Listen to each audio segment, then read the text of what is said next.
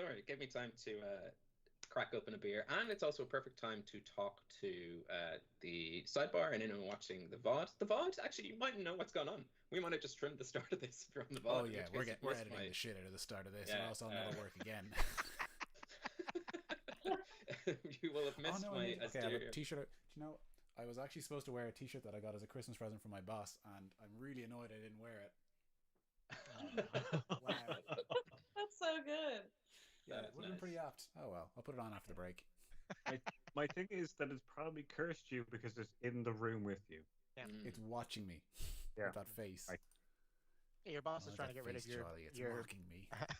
Your side job. He's trying to get rid of it. So when you guys were preparing for this fight, was your preparation delay the start of the episode as long as possible? Because it is work. We reckon the longer the fight goes and the more drunk you are before the fight starts, the better chance we have of surviving. The more bored I'll get, and I'll just be like, fine, you win. We're like, yeah, if you're really hammered, we'll be like, yeah, wouldn't it be funny if we just like kill him by poking him in the eye? And you're like, that is funny. And then we'll just do that. It'll be great.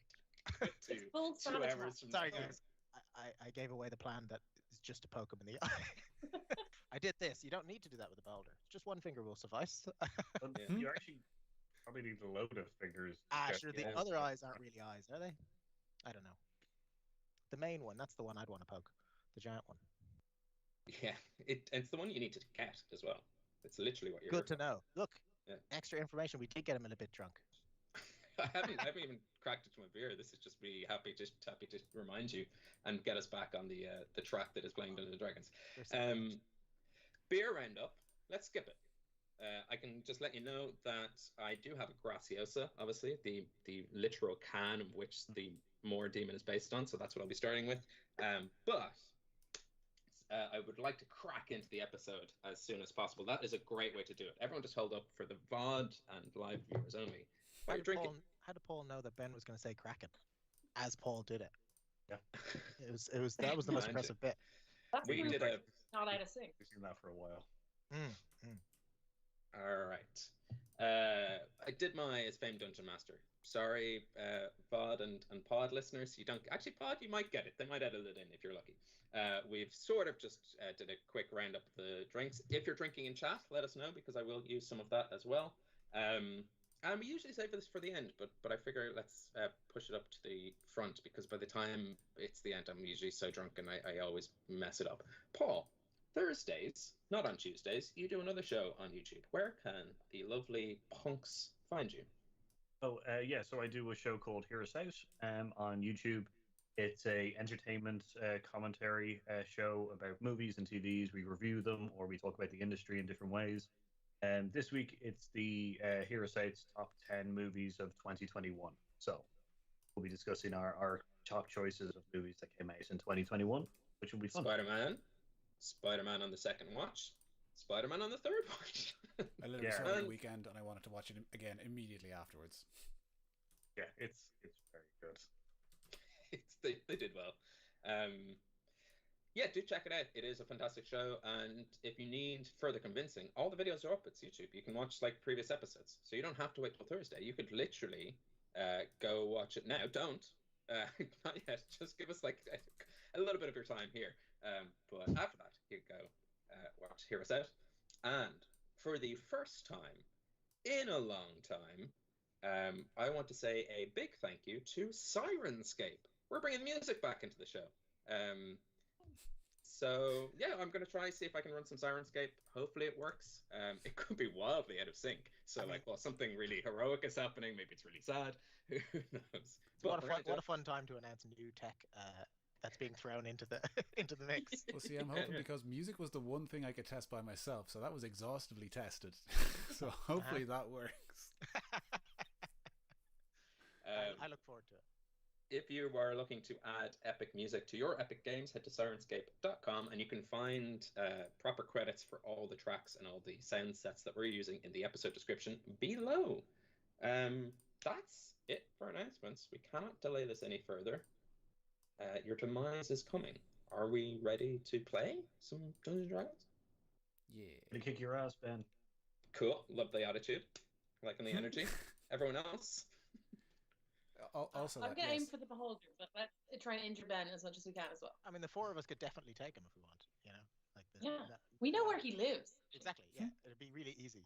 If we die, we should all just go and show him. Yeah. You genuinely probably could.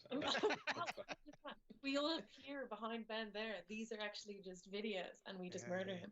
That's what Wes has been doing. He's been setting me up with some sort of Turing test. Correct. We pre-recorded this tech problem years ago.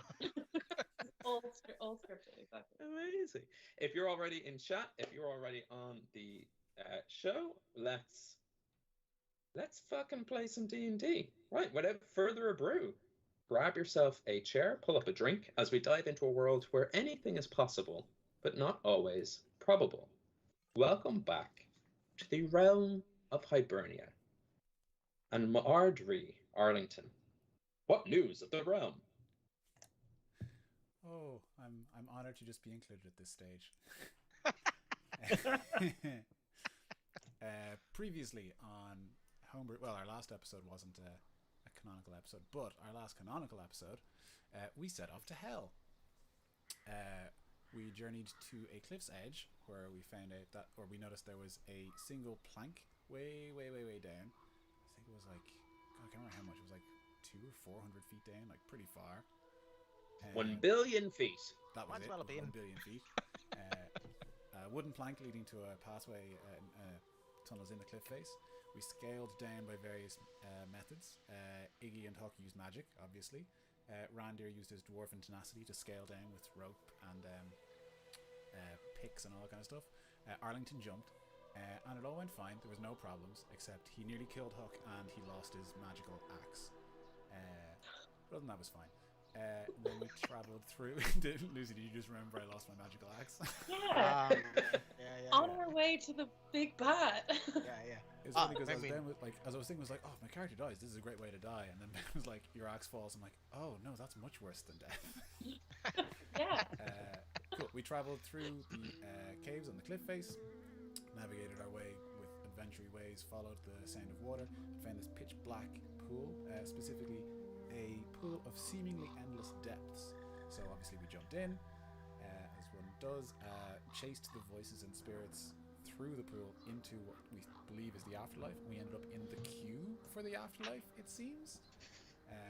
Walked our way through, and we found this sort of track off the beaten path to the side of the queue for death, and found ourselves in some sort of enormous, terrifying lair with the Moor demon, and there were, the walls and the ceiling were like alive corpses that started moving towards us. So, with the sound. Yeah, we're pretty much dead. That's where we were. Have I missed anything? But yeah, Paul didn't. We all like continued down into the queue to the afterlife. Paul was like, "How about I go the opposite direction to death and turned into like a god or something?" I don't know. So, or just a person who's not dead in the underworld. I would have said that's probably relevant, but I don't fully remember. The world of the dead, the man who's not dead is alive. It's probably King, and the beholder. Yeah, because I did just drink. That's all I did. Yeah. I drunk Dying Light together. Paul very cleverly remembered that a prophecy Ben had given him when Ben hadn't thought of the answer to the prophecy. Right, sorry, I completely forgot about the prophecy. Yeah, your cousin was there, wasn't that it? Oh no, my cousin was there. I did owe him money, but I don't think that was to do with the prophecy. Was the prophecy not that you owe your family a great deal of money? Yeah. Your cousin was like, that's not a prophecy. It's cousin just wants his money back. It's a prophecy. I'm dead. Yeah, the fortune that I got, I think, from the hag was when the light is dying, look to what ails you. And so I drank my my Dying Light ale. So. And then Ben had to make up some stuff for me. That's great. Paul might not die. Yeah, Or hasn't yet died, which isn't true of the rest of us. Or I'm the first one to die. Yeah, you're the only one who can die, in a way, because we're already dead. Yeah, that's true. Let's kill Paul, and then we'll all be invincible. We're already dead. We can't. What's die. up with you trying to kill me? Well, it's we go back a long way, Paul. That is true. It's a complicated question. So I appreciate the commitment to the bit, but I will have to kill you at some point. Yeah. So, that is pretty much a good catch up of where we are. You are in this Moor demon's lair. This episode, will maybe, who knows, because it's D&D, we can't predict these things, but it is sort of set in Iggy's town's backstory, which is quite a depressive place that is literally the manifestation of deteriorating mental health, I suppose, which means that certain themes and content may come up during the episode, of which we can only apologize for our not so delicate handling of it as we get drunker. But feel free to skip this arc if that's something that you want to avoid, and like just there'll be like a non-triggering version of it. If you approach any of us, we can tell you the story in a non-triggering way, just not live while drinking and rolling dice. You find yourselves in this chamber. It is a large sort of open glade, as if aeons ago a sort of tempest smoothed out a cavern space, and since trees and a little bit of unlife has grown here. And you are face to face with the Moor Demon. The Moor Demon visually has the structure of a beholder, but its flesh is peeling off its face. It looks more dead than alive. It is close to a beholder's grasp of lichdom. You know that he has been siphoning souls away from Iggy's hometown of Anagla and using this to feed a sort of source of power, which is turning this demon into a almost semi-deity, a demi-deity, one might say. I don't think there's a more clear word for that. A deity. It's further away, isn't it? Has been building its power, and all along the walls of this cavern, and even some places along the ground, there are thousands of eyes and sort of spectral limbs, as if the space itself is built off the corpses of this Moor Demon's throne. And it floats down a little bit towards you. It's about 100 feet away. You can hear its voice booming in the chamber. And this demon looks directly at you, Iggy. After saying what it said last episode, which of course we all remember, it's not a remind, we were just there canonically, so I don't need to repeat what he said, but he continues. Ignatius, I give you one chance to turn back. Leave me this corner of the underworld. What is it in the grand scheme of things? You can let me skim a little off the top. You don't need to be here, but if you do not turn back, I must warn you, it is only fair that you will suffer the consequences of trespassing in my domain. Well, I could say the exact same to you. You are about to face the consequences of trespassing on our domain. And then I'm going to just ready into some sort of stance, you know? It looks impressive. Yeah. I don't know. Explain that stance to me. Great way to put it. I'm using a standing desk, so I mean, really, I can do more sort of like stance-based descriptions now. Yeah, stand pals. I think what she's probably trying to do is like 1 foot forward, like bracing up, but she's fully shaking with fear, but trying to hold his eyes. And yeah, I want to make him think I know exactly why I'm here. You can't talk me back. I came here for a reason, and it's you. At that point, Hux Punks, I need you all to roll for initiative. I realized if there was a diplomatic way we were going to solve this, was that my opportunity? Oh yeah. Maybe. Yeah. I mean, and the beholder. I mean, I wasn't expecting him to be like, maybe you want to go away. So he's afraid of us. That's good. That's what I think. That's what I thought. I was like, what a weakling intro. Yeah. Just leave me my tiny square of the underworld. Oh shit! After all that, That's what Huck says to himself. I forgot to get my actual beers. I will be right back. And Wes, of course, has picked up Kill a Beholder IPA. We should probably do my initiative first. Yeah. Just let me know what yours is, and I'll fill it in here. Yeah, 11. What do you get, buddy? 11. Cool. Anyone above a 20? Yes. Nice. What you get? I got 20 plus whatever my initiative is, which I'm going to find out. Yeah, that's okay. Anyone 15 to 20? Yes, 18. 17. 18 and 17. That's all I need to know because we will.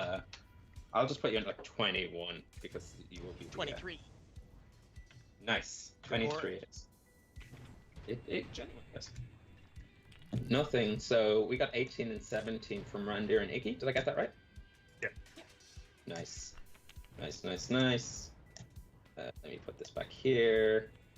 And then there's him. Right. Top of the round. Huck. You see this floating spectral skull with this large bulbous eye staring down at your good friend Ignatius O'Fla. They seem to be having a sort of heated conversation. And as you see Iggy, her signature, you know shit's about to go down when Iggy does her signature stance. Oh, yeah. Yeah. Oh, she's doing the stance already. She's doing the stance, so there's no ain't no time for talking. Yeah, It is your turn. Plus, as soon as I see the stance whirring up, I obviously start preparing to attack, just straight out. So I am going to try a lot in this first move. Let's see. So it's looking at Iggy. It's looking at Iggy.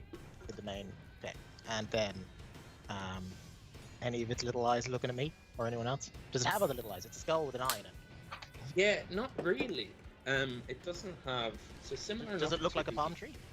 It does a little bit. Looks like a palm tree that has lost, some of its wilted. It's a dead palm tree. But what you do see is that sort of around where you might expect to see eyes, you might have read in your Fina Book of Monsters, a sort of manual of beasts, if you will, that these sort of creatures should have eye stalks. This doesn't, but where you would expect them to be, there are sort of floating spectral orbs, kind of eyes. Okay. Yeah. Do I have any other memories from the Fianna, or is it just like, if you encounter a beholder, run away? That's a pretty good one. It's like one of those little IKEA drawings of just like you, beholder, exit. Wait a second, the Fianna book always has an answer. What do you do if you encounter a beholder? Run away. Well, it's in the book at least. What do I do if I encounter a beholder? Do not encounter a beholder. Yeah. You're already dead. There's a Hitchhiker's Guide quote, which is somewhere along this lines, but I think it's like, think about how good your life has been up until now.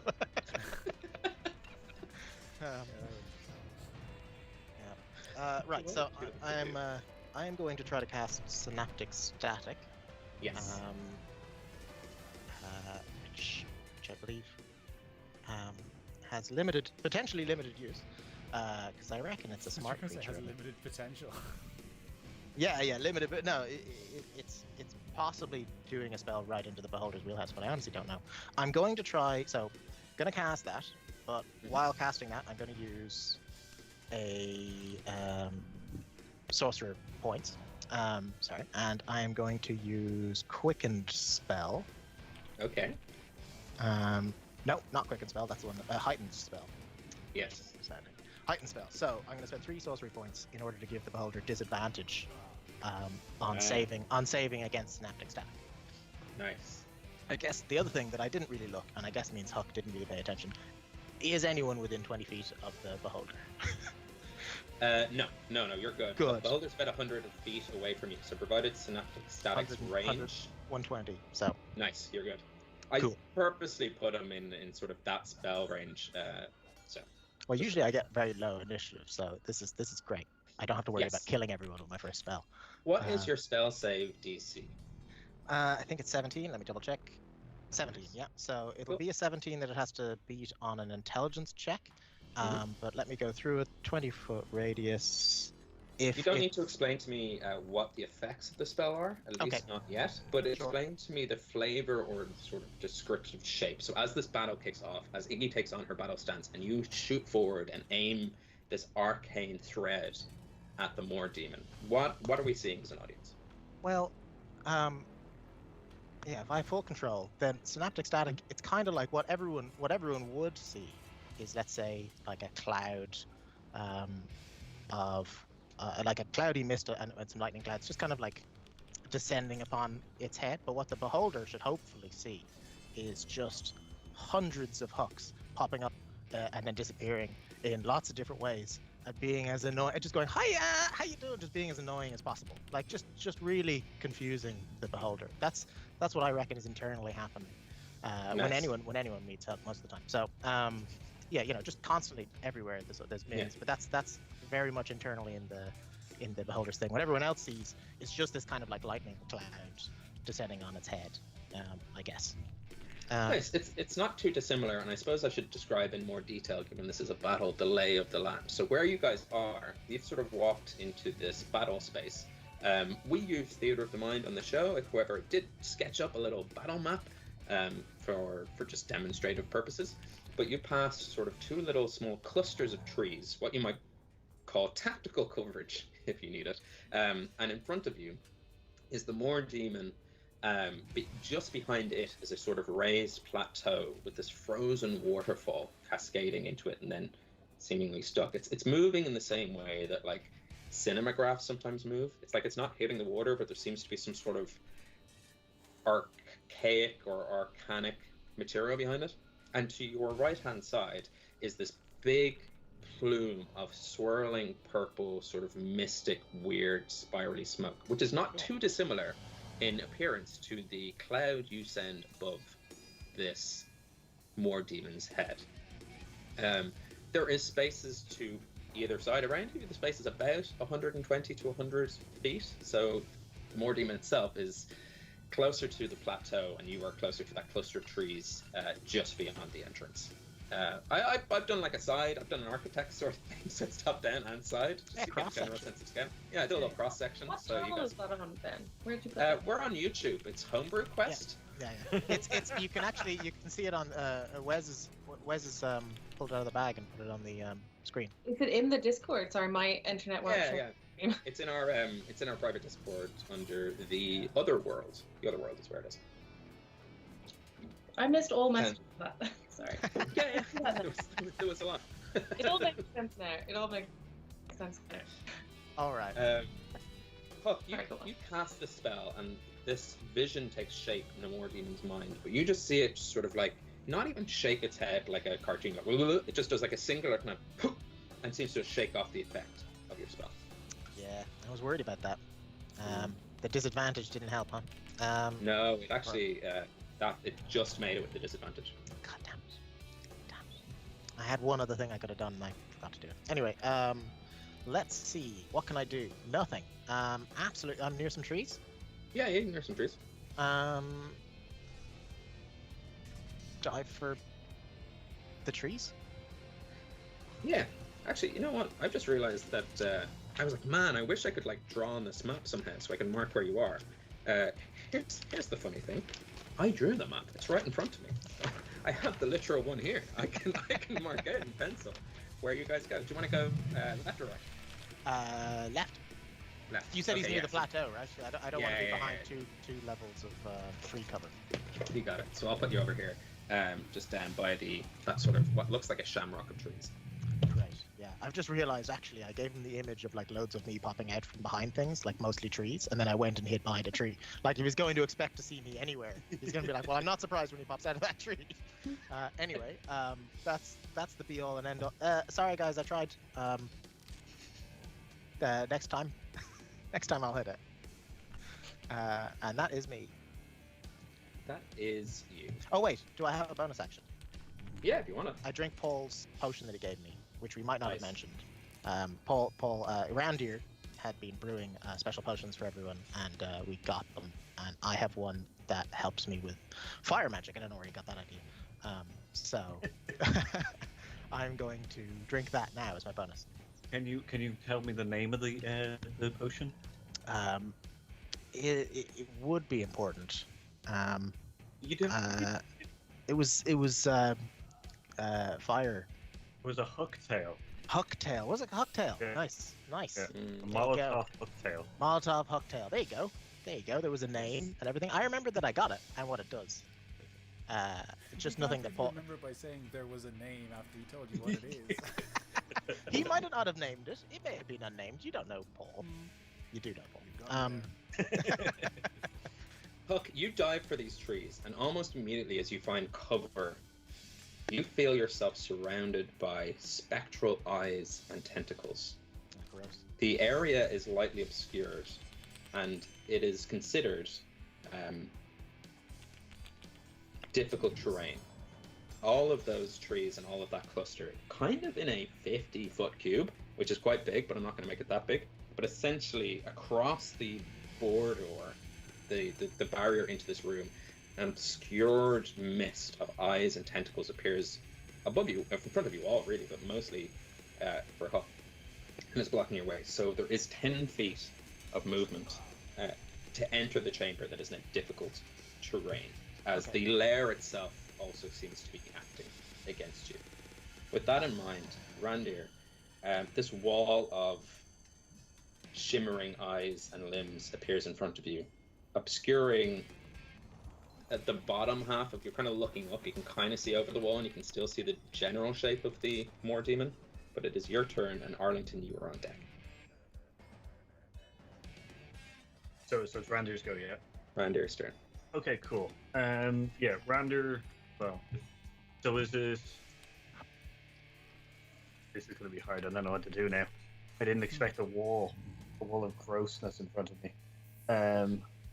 Yeah, I guess Randir's going to change his. He's going to get the rod of absorption and probably fire a firebolt at the beholder. Yeah, nice. If it's firebolt, make an attack roll. I got a 17 plus 8, so 25. Nice. Is it just the one firebolt? Yes, it is. Nice. So it does 2d10 damage. Roll that damage. So. You all see as Randir takes out the rod of absorption and kind of holds it a little bit like a ground cannon towards this beholder. This firebolt shoots through the spectral wall and pings this evil bastard right in the middle of its eye. So I got 10 damage. I got 3 and 7. Nice. The flame just sizzles up around the shape, burning off some of the flesh, which fills the immediate area with the smell of something bad. Yeah, Randir's just going to be like, you've been messing with the natural order of things, so I'm calling the last orders for you. Nice. You don't have to go home, but you can't stay here. That's literally here to kick the Moor Demon out of. It's like, this is not your home. This is not your beautiful wife. This is our pub in the underworld. Randir wants to open his brewery here.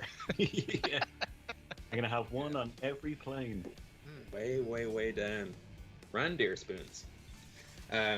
Randir, bonus action, movement, and from here on, feel free to just like fire them at me. I'm ready. Yeah, no, I'm going to hold my bonus action. Cool.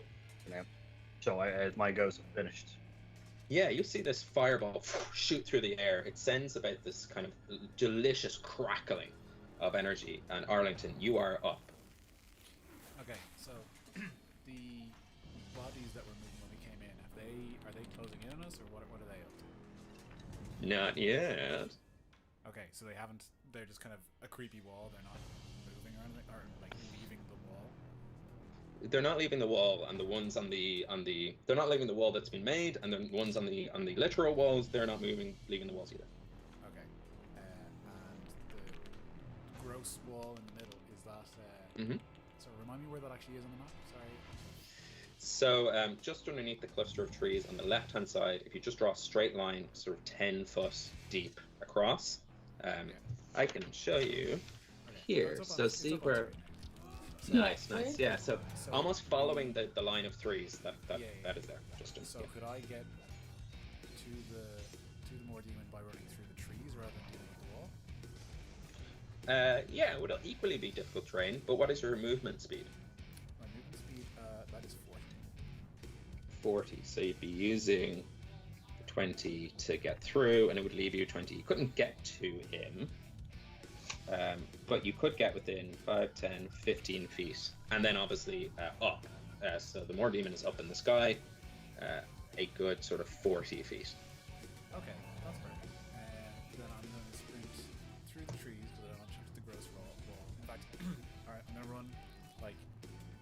kind of like alongside the wall, so I'm very close to it, and just kind of mutter, gross, ew, ew.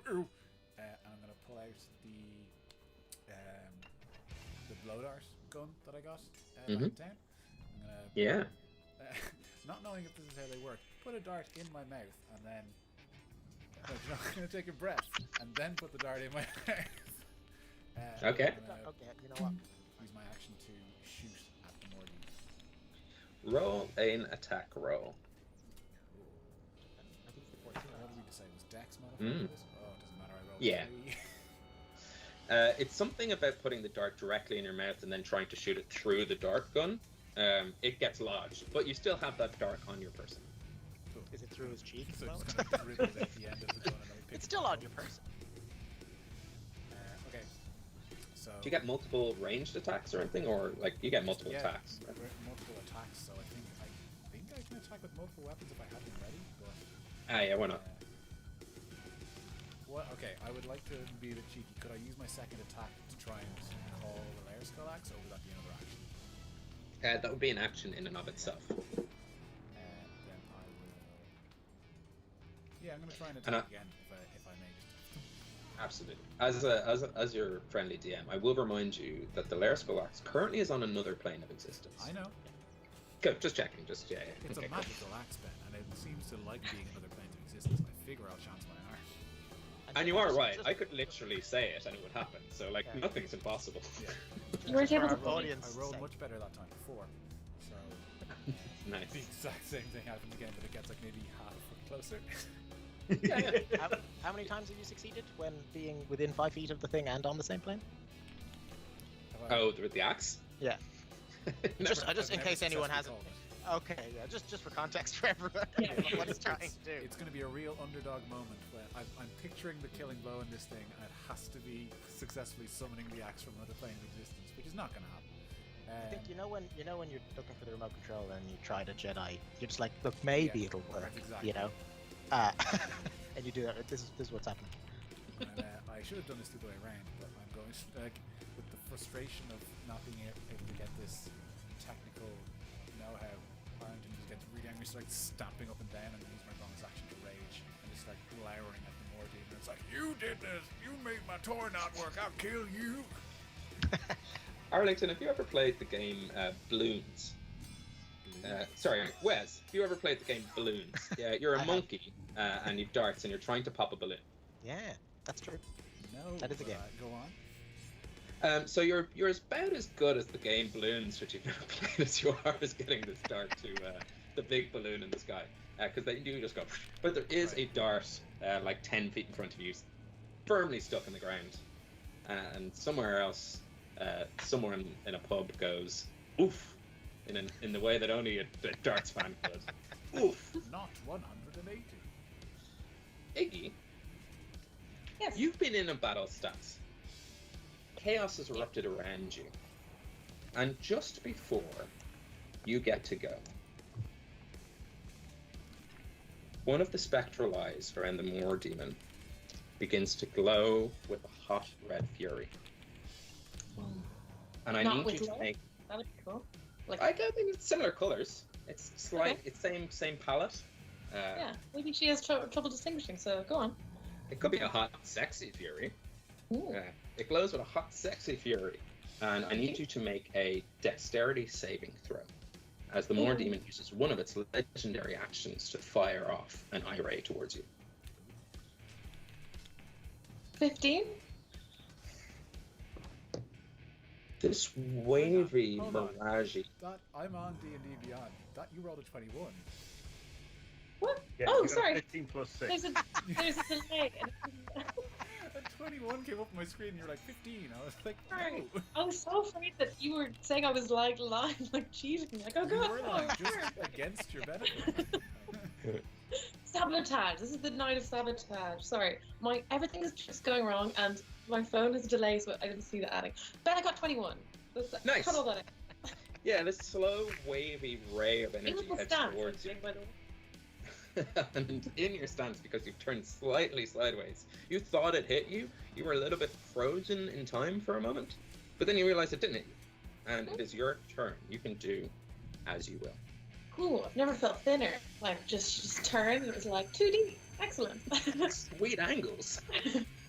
Okay, so this beholder is in the sky above us, taking up like the whole of this plane that we have. No. It's only like beholders are big. They're large creatures. I would say they're probably like a exercise ball sized thing. Okay. You put some Maybe even words slightly to making bigger. this thing threatening. Now you're calling him a yoga ball. Okay, so and You said they're large it's where the purple smoke is, or it's near the tree? It's directly in front of you, but up about 40 feet near the flat plateau. So you'll see a sort of like frozen waterfall. And it is. I can show you. I'll zoom in as much as possible on this. See the tiny little MD I put there? That's where it is. Oh, cool. Okay, and we're where... Oh, yeah. So you're kind of down here. I haven't marked you. You're somewhere kind of near. Okay, cool. Yeah. So you were describing it based on like a few bit. You were being very precise, and I didn't speak that language. Also, in general, I'll just kind of like you'll be sort of within distance of it. I've realized for the podcast listeners, me holding a piece of paper up to a screen does nothing for you. So imagine a straight line of which you it's have. very helpful though for me. Okay. We'll tweet out the map and stuff after the show, so if people want to play along at home. Okay, so I'm gonna try and run for the 3 trees that are sort of clumped together. I don't know how far I'm gonna get to, but that's my you can get to them easy. It's gonna be to try and hide in those trees. Yeah. But before hiding, or just be in those trees, it's still the same as before. Like nothing's actually attacking from the walls, right? They're just looking on. Yeah, not yet, but you are close to that shimmering, weird wall that grew up around Huck. Okay. They were next door neighbors. Oh, okay. And that wall, does it look like it? Okay, that's how close is it to Huck? Like Huck's in the wall. He's in it. He's trapped. Okay. Well, then I inside will of it. cast something maybe on Huck. Can I? The eye that looked at me and that tried to do damage to me. Yes. Can I see where that is? Like, can I tell? Disappeared. Oh, okay. Can I see any of the beholder's eyes? You can see the ones that kind of surround it and its space, which are all counted as sort of it. Right. But they're not doing the damage. Okay. If I cast hypnotic pattern on somewhere that Huck is, can he choose to not be affected by it? No. Like it's very much a. Yeah. I can like go over and tap him on the shoulder and be like, yes. No, I was just messing. Okay. I can do a save. Yeah, he would do a save, Tell your mother so to it save mightn't tonight. affect him. I've never been accidentally AoE'd by someone else in my team before, so it feels like I can't really be like, don't do it. Oh, but this feels bad. I don't know about casting spells where I could get injured. I will. I can fully I will let imagine you know. being like, "God, that's not funny. That's not funny." At the end of this round, a timer begins. In which case, if you take too long your turn, I will count you as being flustered. Yeah. And you will do nothing. That's fair. I thought of 3 things and now all of them don't make any sense to do. So I am flustered. Okay. Okay. I'm going to. Can I try and cast sleep at the beholder? Is he just immune to that stuff? Would I know that that's a stupid thing? You would know that his general constitution and health might put him at a higher hit point that is possible to roll on those dice in which to set him asleep. Sleep is usually used for like smaller creatures. Okay. You have to roll enough dice to beat his health. If you're stuck and don't know what to do, you could crossbow or something, right? Just to do something. Yes, exactly. Yes. Okay. Sorry. I made a gin and tonic, and I swear it goes straight to my head now, and I can't think of anything. It's very warm. Well, Ben did be like, I choose to believe I'm gonna Paul stop was and kill in you character when for you take too long. It 100% is. Yeah. I drank a gin and tonic before coming to hell, and it's very warm here. Huck is inside this wall of glimmer. Yes, stuff. you can see through the wall. It's sort of translucent. It's sort of just a spectral, oozy shape that it seems to be slowing people down as they pass through. But aside from that, it is zero threat to you at all.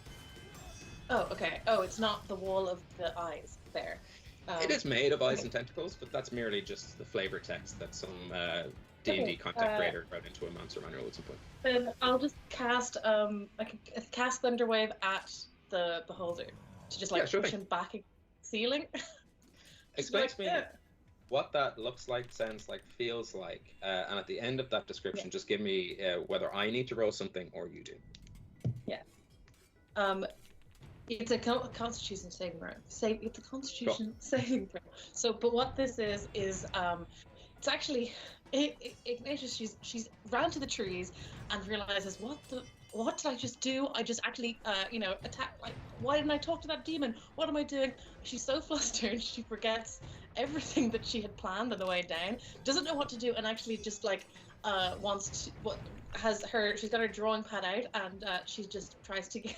It just feels like all of her fear and emotions just into a sort of an abstract that people probably wouldn't understand or pay money for, and so she just like, and it just comes out as sort of like a bunch of energy that she's hoping will actually hurt this creature, but might just be a poof of nothing. My God, it's beautiful. I never understood art until just this moment. Yeah, it's modern art. What she does is modern art, is what I'm describing here. Iggy, you dash towards the trees, and everyone else you see, if you're looking in Iggy's direction, which, given that there's a giant monster in front of you, some of you aren't, Iggy rushes forward into these trees and explodes in this sort of panicked, anxious energy 15 foot in front of her, which essentially explodes the trees around her. Shards fly and sort of slow down as they get caught in this wall of spectral limbs and eyes. The Moor demon looks shocked. Oh yeah, because it's 40 feet above, so what was it doing? It's a little bit too far away, but the sheer noise and the echo in this chamber is almost deafening. And you hear, there's like a light shimmering from this noise coming from that frozen waterfall, like when sound meets ice, and it's almost otherworldly. Kind of, and something in that tower of purple swirling energy pulses. Is there anything else you would like to do? You've used your action and most of your... It was a successful... No, I didn't hit anyone. I just hurt the trees, so... Yeah. It has no effect. Okay. Because those trees would take half. You were really trying to trees. Am I within the trees that happened? No. You're fine. It's the other trees. Oh, okay, good. So on the map, that line of 3 trees is no longer there. It's been exploded. Oh, cool. Okay, so I ran to hide somewhere, and then I destroyed the area that was hit. That was her cover. Well, you're definitely going to confuse. I can't wait. My dad is going to tell stories of what a hero I am. I went down here, and what happened? Okay, for my last action, can I run? Oh, you can take other turns after this if you want. It doesn't have to be your final action. I understand why you might want it to be. No, I'm losing the will to play for my own benefit. I cutting words myself, and I burrow into the soil. Be smarter. Yeah. No, I think I'm gonna sit in the panic of that. This isn't going how she planned. Who knew going to the underworld and then fighting an undead giant evil creature would be triggering or dangerous? Yeah, literally, I think this is in character that she's. Yeah, no, that's what I'm saying. Oh, absolutely. This is a terrifying event that we did not think through. I can't wait to kill this character so I can try and play a character that is not just extension of my own neurotics. Okay, sorry, please continue. Yeah. You, in the space of 6 seconds, you ran forward, got some cover in trees, and sort of exploded magical energy over the Moor demon. Rander, you placed your Rod of Absorption down, fired off this firebolt, smacking it dead center in its central and kind of only eye. Arlington, you ran, and with 2 quick toots, sent darts towards the ground. And Iggy, you took cover diving behind a tree, and then in a sense of, this is why they say you shouldn't meet your heroes, and in a way, the creature that's been haunting your dreams since for the last while is, I wouldn't call it a hero, but you know them. You kind of go, oh man, that they're there. And the excitement of being face to face and so close to saving your town explodes the trees around you. Arlington, as a creature in front of the Moor demon, it turns down and looks towards you, and another one of these spectral orbs fires, and I need you to make a Constitution saving throw. Okay, and I am raging. You are. Get it in the game. Constitution. Rage. So I get advantage on con saves. I don't need to know the ins and outs. Just need to. More I reminding just need to know myself. what. 12 With advantage. with advantage. These sort of circular orbs of energy, they're kind of like concentric circles going whoa, whoa, whoa, whoa, whoa, whoa, whoa, send its way towards you from this spectral eye.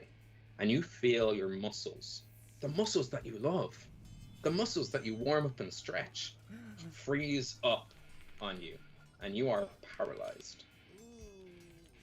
But you can repeat the saving throw at the end of each of your turn. So let me know if you hit a DC 17. Otherwise, just like at the end of my next turn. at the end of your next turn, let me know if you hit a DC 17. If you don't, just inner monologue, Arlington trapped inside his own head is what I would like. Which brings us to the More Demon's turn. It hasn't taken a turn yet. Yeah, it's done a lot of things for a thing that's not taking a turn. Yes. And a triangle of these eyes appear above it, and it fires down towards Randir, Huck, and Iggy. Randir, Huck, and Iggy. Wait, it's firing a spell? It's firing magical energy, but not technically a spell that can be counterspelled. Okay. It is an inherent creature ability, Oh, and it cannot be absorbed by the rod. not a spell. An And it inherent. was too intimidated after my turn? Oh, sorry, it actually was. So I'll take one of them away. Yeah. Thank you. Only a It was line, on not a disadvantage, triangle I anymore. Yes, yeah. I need you to all give me Randir. I need a dexterity saving throw. And from Iggy and Huck, I need a wisdom saving throw. What you were aiming for here is a 17, as these 3 rays, let's call them, for the sake of the show that we're doing today, gamma rays by Beaverton. So hang on, just so I know, so I got a 20 altogether. I got 17 plus 3. Lovely. Because it's a wisdom saving throw for the other 2. Mm-hmm. Can I give? I'm gonna guess Huck plus 4 with Flash of Genius. You're more than welcome to. And You plus might have to 4 save to my life. your wisdom saving throw. So, this dark grey, black, crackling ray heads towards you, Randir. And it strikes you. There was no dodging the effects of this, but it didn't catch you straight on. You managed to kind of turn slightly, and it scorches across your chest, dealing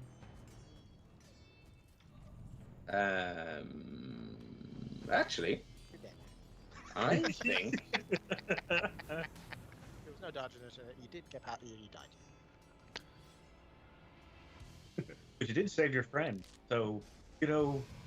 You might not have. Plus 4 doesn't necessarily save me. I think you are fine, Randir. I think you dodge, and although you feel the searing pain of this disintegration ray cross your body, Holy crap!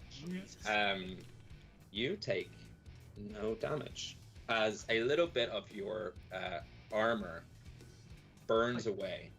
My trench coat. It's like it pierces through your brewing Bible, and you're like, oh, thank God I always wear this. No, Saves all you. of his This brewing disintegration Bible. ray got stuck Yeah. by my pocket watch. Okay, cool. Iggy, what did you get? I got a natural 20 plus 1. Nice. You hear the More Demon, and Hook, what did you get? I got 15 plus Paul's 4 is 19. Lovely. Okay. Both of you hear the More Demon inside your head as this pinkish ray hits you and sort of bursts in bubbles around you, and you hear it say, "Friends, there's no need to fight. Kill these insolent people you've entered my lair with, and I'll let you out alive." As it tries to charm you. But you both, given your Fey ancestry Yeah. and your high rolls, shake off the effects of its charm.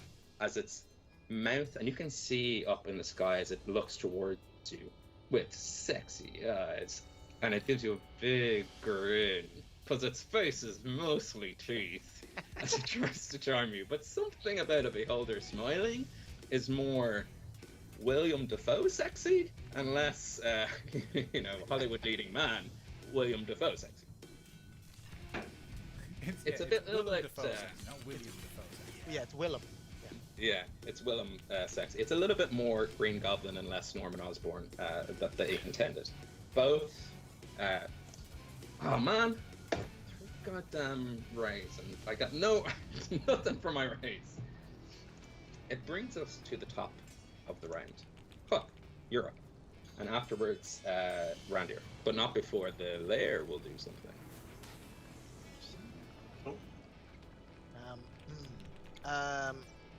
Couple of questions. Can I see Arlington? You can see Arlington. The trees are gone. Well, I'm behind all the fire. Yeah. Wait, but I'm like, there's a wall of gore in front of me. I'm right. establishing. It's lightly obscured. I will say, you generally, well, you might. Yeah, okay. I don't know enough about lightly obscured to know whether you can see someone through. You could see someone in a light fog. The way you described it was just a lot of bodies. And now it's just you can see you wouldn't be able to make out details, but you can see a target. He's 20 feet ahead of you, so you could probably see him.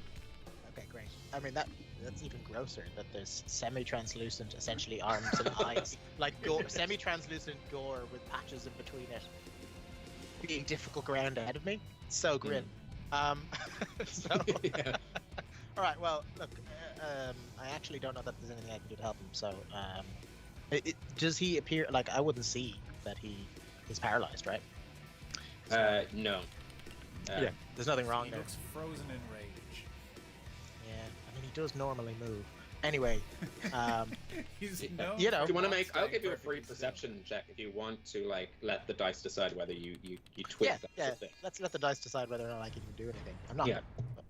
I'm picturing Arlington having a very Drax in Guardians of the Galaxy stealth mode.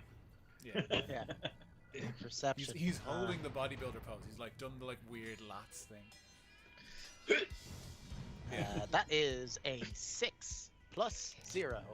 Hard to tell because the shimmering limbs add the illusion of movement to a definitely unmoving Arlington. Thankfully, he wasn't caught in a slight sprint because he'd just topple over, and it would make him look foolish. Yeah, he's just standing still. I'm just he's finally Dribbling terrified. darts out of a blowgun. No. Oh yeah, I God noticed that forbid. there's a dart in front of him. Maybe he didn't try to use the blow dart for the first time, did he?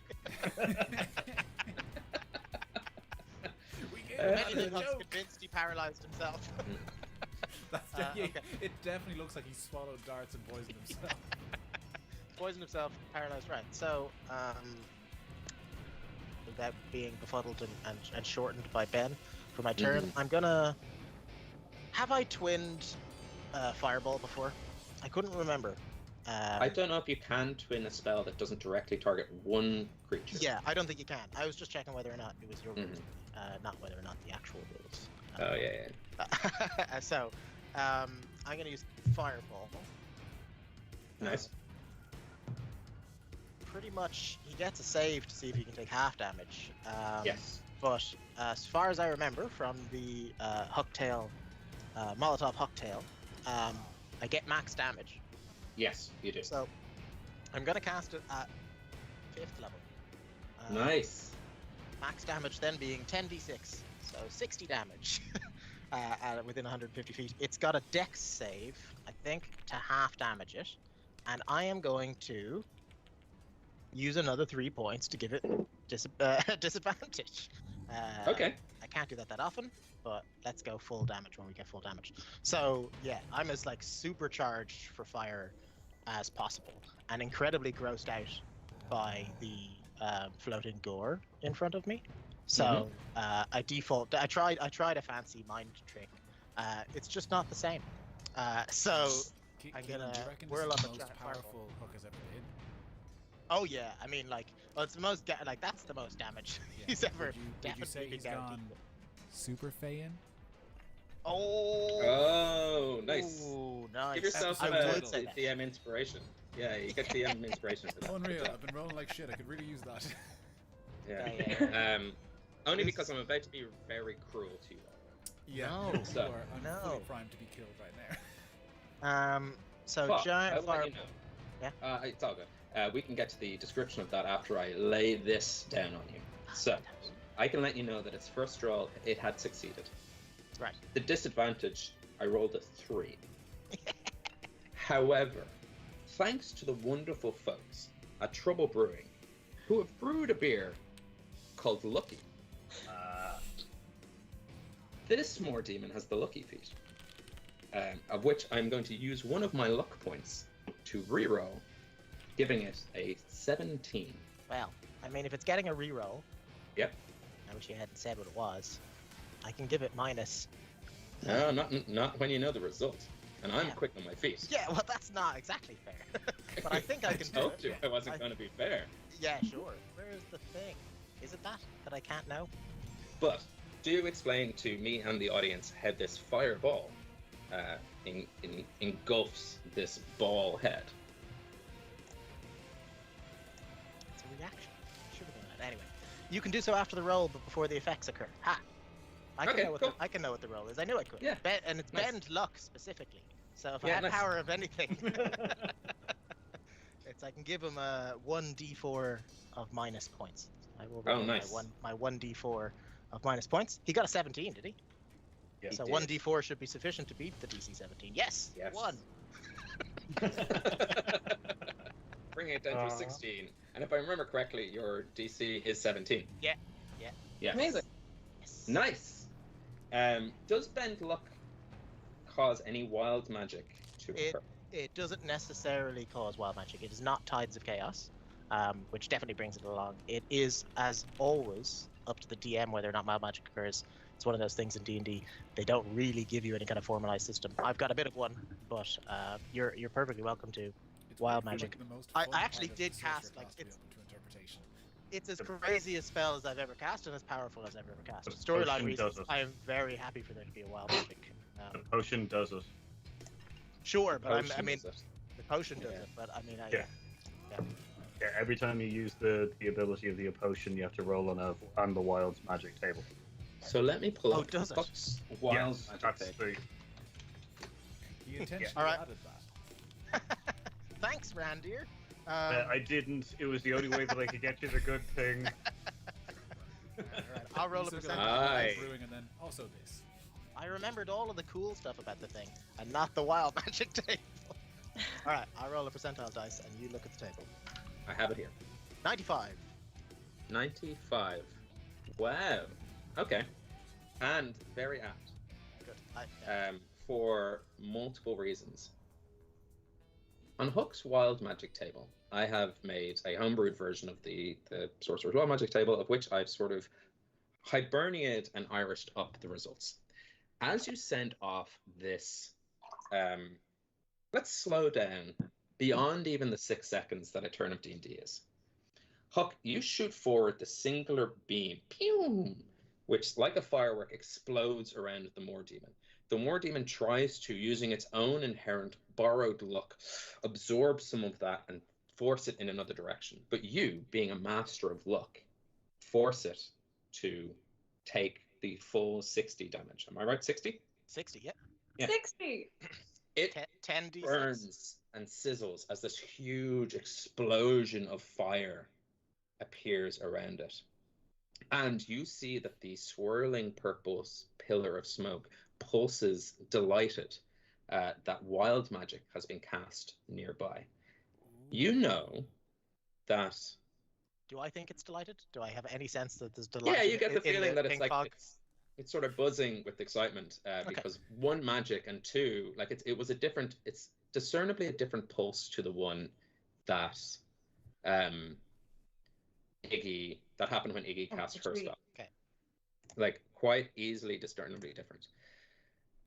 And in that moment in time, and I did not expect this to happen, time freezes for you, Huck. Oh, And you see in front of you a woman. She's a little disheveled, She is a little bit she kind of twitches oddly, and she's a little bit jittery, as if she's had 1,000 cups of coffee. And she goes, hi, hi, hi, hi. Huck, right? You know me. Sorry, it hasn't. This hasn't happened in a while. No, a long while. I can tell you, a long, long while. Okay, how do I explain this? Have you heard of gods? Yeah, I've Right. heard of gods. You might know. Oh God. Me. Oh God. Okay, so Can you keep it frozen for a while? I could really sort this out if you could just keep going. no, I can't. I shouldn't even be. There's too many. I mean, Mannanen, and him, the Morgan, and her. I don't know. Maybe someone will pick her. But you, I got you. And I'm not even fully me. So, I haven't even said who I am. Hi, Avandra, goddess of luck. Hi. So, Big fan. Ooh. Basically my name. Yeah, we're similar enough, in a lot of ways, but also not in a lot of ways. You being not a god, and me being one. So, I owe you a favor. Yeah. Yeah. You gained my favor. So, make it quick, because I got stuff to be, God stuff, the world and luck, and making sure that people fuck. Get lucky, Well, I mean, the simplest favor would be if you could get rid of that Moor demon there. He's causing us a bit of spot bother, and he might kill us. To be honest. Okay. I mean, straight up, that's the simplest favor I can think of. Well, it's simple to you, complicated to me, because I actually don't have. Do you remember the Fey? What they call the Fey Invasion? It was a war between Hibernia. We talk about it often. So when that happened, the thing is, what happened there is that they split the Feywild, and they split the other world from the material plane in half. So half of it went one way, and half of it went another. And the thing is, I happened to be, just my luck, standing in the center of it at the time. So half of me went one way, and half of me went the other. I think half of me is a dog. But anyway, so half of me is a rabbit, so that's not too bad. Okay. Well, let's try to limit within the scope of half a god. To do with luck. And you're frozen time. You don't have the ability to that wasn't me. That was me. That was me. Okay. Oh, great. I'll figure out how I did that. Okay. There's an old halfling word. It's retcon. Do you have the ability to retcon just my last synaptic static move to work? Flip it. So, okay. I'll tell you what. She starts patting herself down, and you hear like a little jangle, and she goes, maybe not. Look, but what I can give you, and she takes out a small gold coin with her face on one side and a dog on the other, and she holds it up to you and goes, you could flip this. Okay, I'll give it a go. I'll tell you what, my face, which is the 20, okay. Retcon. Not my face, nothing. Yeah, why not? Let's give it a go. If you have a coin nearby, I'll let you flip it, heads being her face, tails not. Or cool. If you'd like, I can flip this D2 from Dakota Irish. You know what, the thing about COVID and lockdown is haven't had a lot of use for having coins in the house. I was going to say, maybe one of those games you have a coin, but otherwise I bet you don't have a coin. Oh, I definitely, I mean, look, I can roll the D6. Yeah? Much more All right, here we like go. a board game that has coin than actual currency. That's the thing. Well, here's the thing about luck. As luck would have it, I flipped the coin, and it fell, the hole that desks had for wires? that means do you want to roll a D6 and odds and evens? Yeah, odds goods, evens bad. Okay. Ooh, give me 1 second. Sorry, I realized I can get a better dice for D6. And because Keelan has a lovely wide new lens, we can watch this entire thing happen in real time. Yeah. Damn, he wasn't. Oh, And I'm as sorry. you can tell, he's I wearing have- pajama bottoms. Excellent. The Yeah. perfect, Yeah. the perfect zoom reveal. I've got my new D6 I got for Christmas Oh, lovely, with your face on it. with, instead of a number 6, my face. So, because the number 6, I said odds good, evens bad. Let's swap it so that if your face comes up, double good. Yeah. Extra good. All righty then. Come on, my face. Come on. Oh, okay. Well, there's the quote that we're going to post Oh, on no! Twitter after this. Taken out of context, come on my face. I'm fine with that being on the T-shirt, but We the had, comma we will had be the Romancing important. the Dungeon crowd on for one episode, and now we're Hunks. Come on my face. Blue. Oh, Well, I suppose, Of yeah, course, that hasn't of course. been. Every Yeah. one of our dirty jokes is to do with you, Keelan. Look, and it's never my fault as well. It's you guys. You heard that. I was legitimately just chanting for my face. All right, let's do this. I can't believe that. Wait, what did we say? It actually was botched and then it fell to a number. So Oh, Even. evens is good. crap. All right, I failed. And in that moment in time, she goes, "Look, we should do this again. Call me." And she disappears out of existence, and time resumes. Face dice. I still think you have a lot of your turn left. I don't have a lot of the things to do. You still did the 60 damage, right? This is Yes, just yeah, like- yeah, the 60 is done. Yeah. Just the thing Still on the excellent potion. move there, bending left there. That was pretty cool. Sorry, Just Render? the thing on the potion, you have to roll a 1d4, and that's how many rounds it would last. Ooh, cool. Yeah, it's important for it to last. Please don't be a 1. 2. Two rounds. It listened. It listened. All right, so I got one more round of fire magic.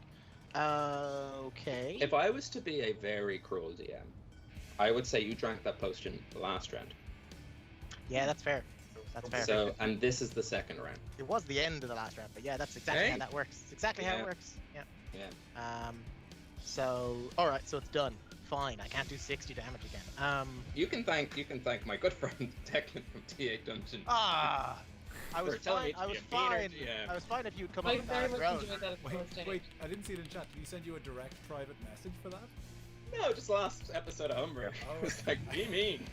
Yeah, I thought Declan was like whispering you rules things. Yeah, yeah. I was like, how did that happen? Don't listen to him, my liege. This wizard means you ill. I thought he seemed like a nice person, but now I'm against it. What He you've is done in his absolute- memory, absolute darling. and it's not there, so his memory, he's not dead. This one goes out to you, D8 Dungeon.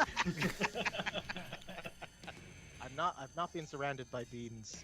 That's not what the obscuring wall. Ooh, wait, obscuring wall of viscera could be beans. It's It could. very, very difficult to say. Right. So, end of my turn is I've cast a spell. I've cast a reaction. I can move, and I'm going to move difficultly to the front of the viscera. Yes. Yeah, yeah. You can Alright, kind I'll do of it. still be in those Play trees. So you get to the edge of the spectral wall, and yeah, Great. just Yeah. as you do. Is that the end of your turn? I guess so. Yeah. I really can't think of anything else I can do. Yeah. The moment you leave that creepy spectral wall, it disappears. Gone. It something was happened. going to disappear on initiative count 20 in the next round. So gone. That's luck would have it. Wait, But it does bring me- Not to be weird. How does it disappear? Does it just proof out of existence? Does it absorb back into the ground? Oh, you're right. I should DM. I more Let's meant say- strategically, but also sure, paint a word picture. Declan just texted Wes to ask Ben that. Yeah. He's turning everyone against like he didn't kill him, so turn on him. Yes. He's such a meddler.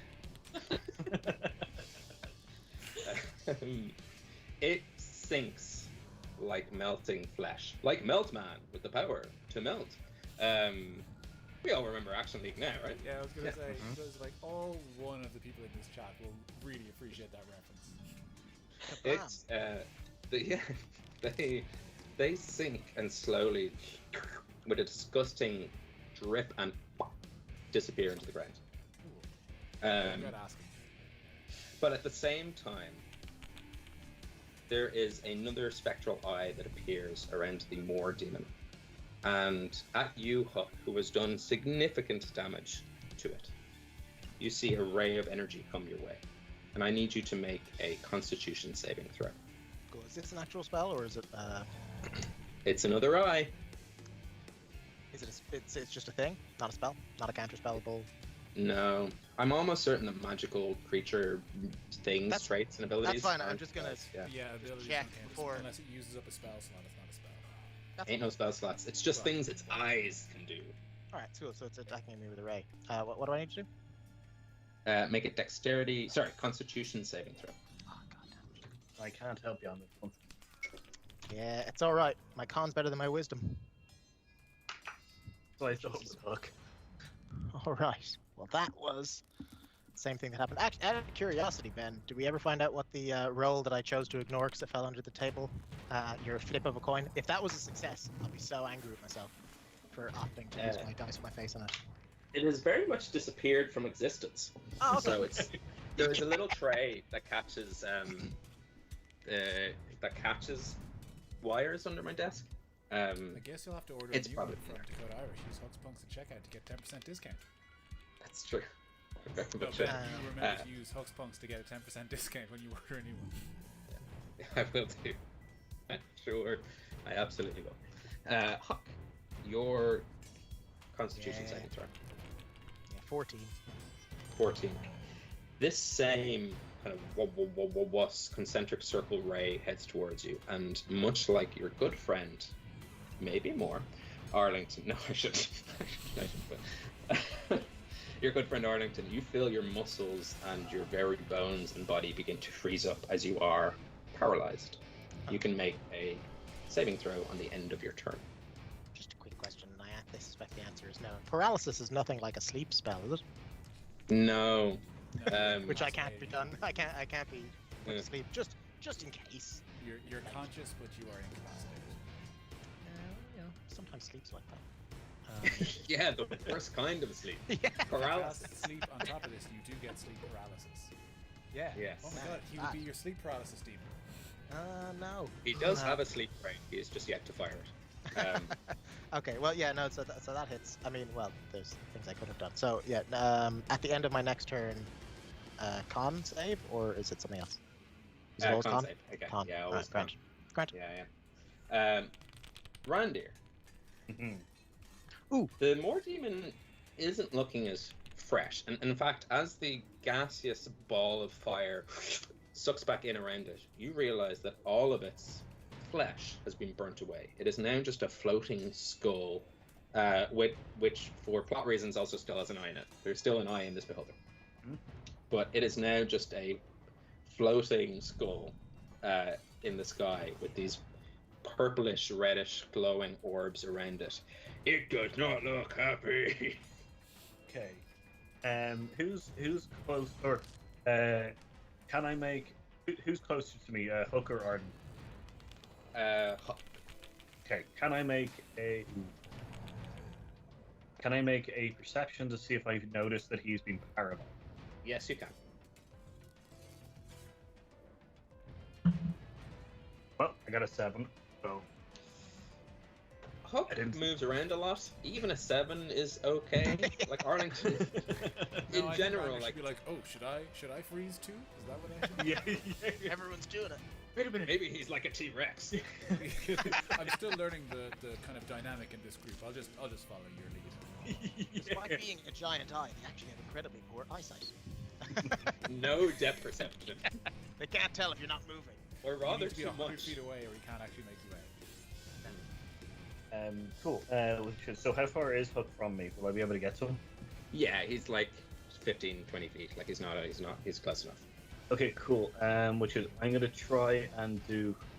So I'm gonna get to him and I'm gonna cast, which is lesser resuscitation, which would remove the paralysis from his, which was from him. Yeah, if Lesser Restoration is a spell that can remove paralysis, or a condition, I suppose. It says condition can be blinded, deafened, paralyzed, or poisoned. Hey, it's at the magic word, paralyzed. You absolutely can cure Puck of his paralysis. Cool. I was paralyzed. I was just staying still for a bit. So yeah, that's That's done. No one's really been injured. No, fucking like no. I confidence though, but that's fine. Yeah. So yeah, I can't. So how far am I from just Arlington just for my next turn? I will let you know you are 5, 10, 15 feet or so. Okay, cool. Yeah, I guess yes, I did cast Lesser Restoration, so I can't really do anything else. I'm gonna keep my bonus action because it does my healing and my reaction for absorbing or the flash of genius. So my turn's over. Good point. Amazing. At the end of your turn, Randir, because you have cured Huck of his paralysis, the Moor demon is going to float a little bit closer to you. Actually, no, it can't move. Never mind. Even if it was for flavor, he's not going to do that. But he is going to use one of his legendary actions, and you see one of these eyes buzzing angrily, these spectral sort of purple reddish orbs shoot out from it, look at you, and pew, try to hit you with. Okay. It could have been the disintegrate your brain. Could have been I need you to make a dexterity saving throw. Son of a bitch. As this wavy, meandering, molasses-like goop heads towards you. Tides of Chaos. I'll give him Okay. advantage. Nice. Oh, thank Christ. I've given you advantage, but I have guaranteed that a wild magic will occur next time I cast a spell. I got a 13 on my dexterity saving throw with the advantage. With the advantage. Yeah. You feel the world around you speed up, almost like double time. Everything is moving at twice the speed that you would be used to. It's a little bit like the people who listen to this podcast on 1.5 or 2 times. As you are slowed, you cannot take reactions. And on your turn, you can only take an action or a bonus action. Not both. But you can repeat the same throw at the end of your turn, ending yourself on a successful DC 17 dex save. You have been slowed. Perfect. Okay, cool. Yep. I actually realised after I did it that I can't have cast Tides of Chaos on you. It has to be on me. But it also failed. So I reckon I lose the Tides of Chaos on you, and it doesn't work. You That's didn't have fine. to tell me that. No. That's an honesty that I will reward. So keep it. You might need it. Okay, Arlington. great. Well, yeah, that's You fine. are paralyzed. You can make your saving throw again. Oh, me? No, Arlington. Arlington. Yeah. Oh, sorry. Oh man. Yeah, Sorry, I can't do reactions, right? Yeah, you can. Yeah, run to the bathroom. Con Good. save, yes. It is a con save. Bad for the first one and for the second one. 15, because the other one was a natural 1. Nice. In total or plus your con? 15 total. Right. Cool. You stay paralyzed. So all you've heard from behind you is movement, lack of movement, and then you couldn't even you couldn't use your eyes to look up. You did see a flash. Or something exploded above you. Feel some heat, you know? Crucially, Yeah. because I have not attacked since my last turn, my rage drops. Oh no! Oh yeah. And I've realized. I think Arlington's like foaming at the mouth, like. "Ugh. Ooh, this is all hurt." Realizing a flaw in his plan. The Moor demon, just to give you no insight checks, needed a little insight into his mindset. He thought he might just kind of toy with you, scare you off, but he's realizing he's going to have to fight, and fight dirty. At the end of your turn, Arlington, he's going to use one of his legendary actions. He so far hasn't been targeting the paralyzed people, but I realize that's tactically a good thing to do. So, one of these spectral eyes appears and fires towards you. I need you to make a wisdom saving throw. Oh, that's okay. I'm really good at those. Except Christ, I'm I do not. have the things. I have a plus 0. Oh, Christ. Okay. 3. That's 3. Oh, You hear the Moor demon's voice in your head, and he says to you, "You're so strong. You're so handsome. You're the best one. I'll tell you what. kill the others, and the two of us together could rule this plane. And you are charmed by the Moor Demon. I think for, like, I know it's not telepathy or whatever, but if the Moor Demon is probing Arlington's mind, he hears like, no, I'd never betray my friends. You can't. But you're so hot. You're Like so the strongest sexy. person in all of hell. You think I'm that And you're strong? so strong. Look at those muscles rippling, even under the paralyzing ray. I work out every day. You know what? You gotta use resistance rather than weights. Everyone tries to do that. Okay, I'll kill him. Don't resist this, my friend. I am still paralyzed. Christ. Yeah, it's tactically not to his advantage either. Anyone so- within rage hears like, kill friends. Rather Oh, than so no. furry. They're Can I- your frenemies now. Can I And hear- actually, as a DM point of order, a lot of DMs use charm in a way that is like kill your friends, and I take umbrage with this because a charm spell would not convince you, even if you're like, you know, make a new friend, they're charming you, and they're like, hey, but they would kill the people you know. That's like, come on, like Well, no, I think that it's more kind like of- protect his new friend. exactly that. So it's like try to convince the others to not hurt him as opposed to actively hurt the others, because that to me is how like, hey man, he's sound. Oh, leave him alone. He's cool, man.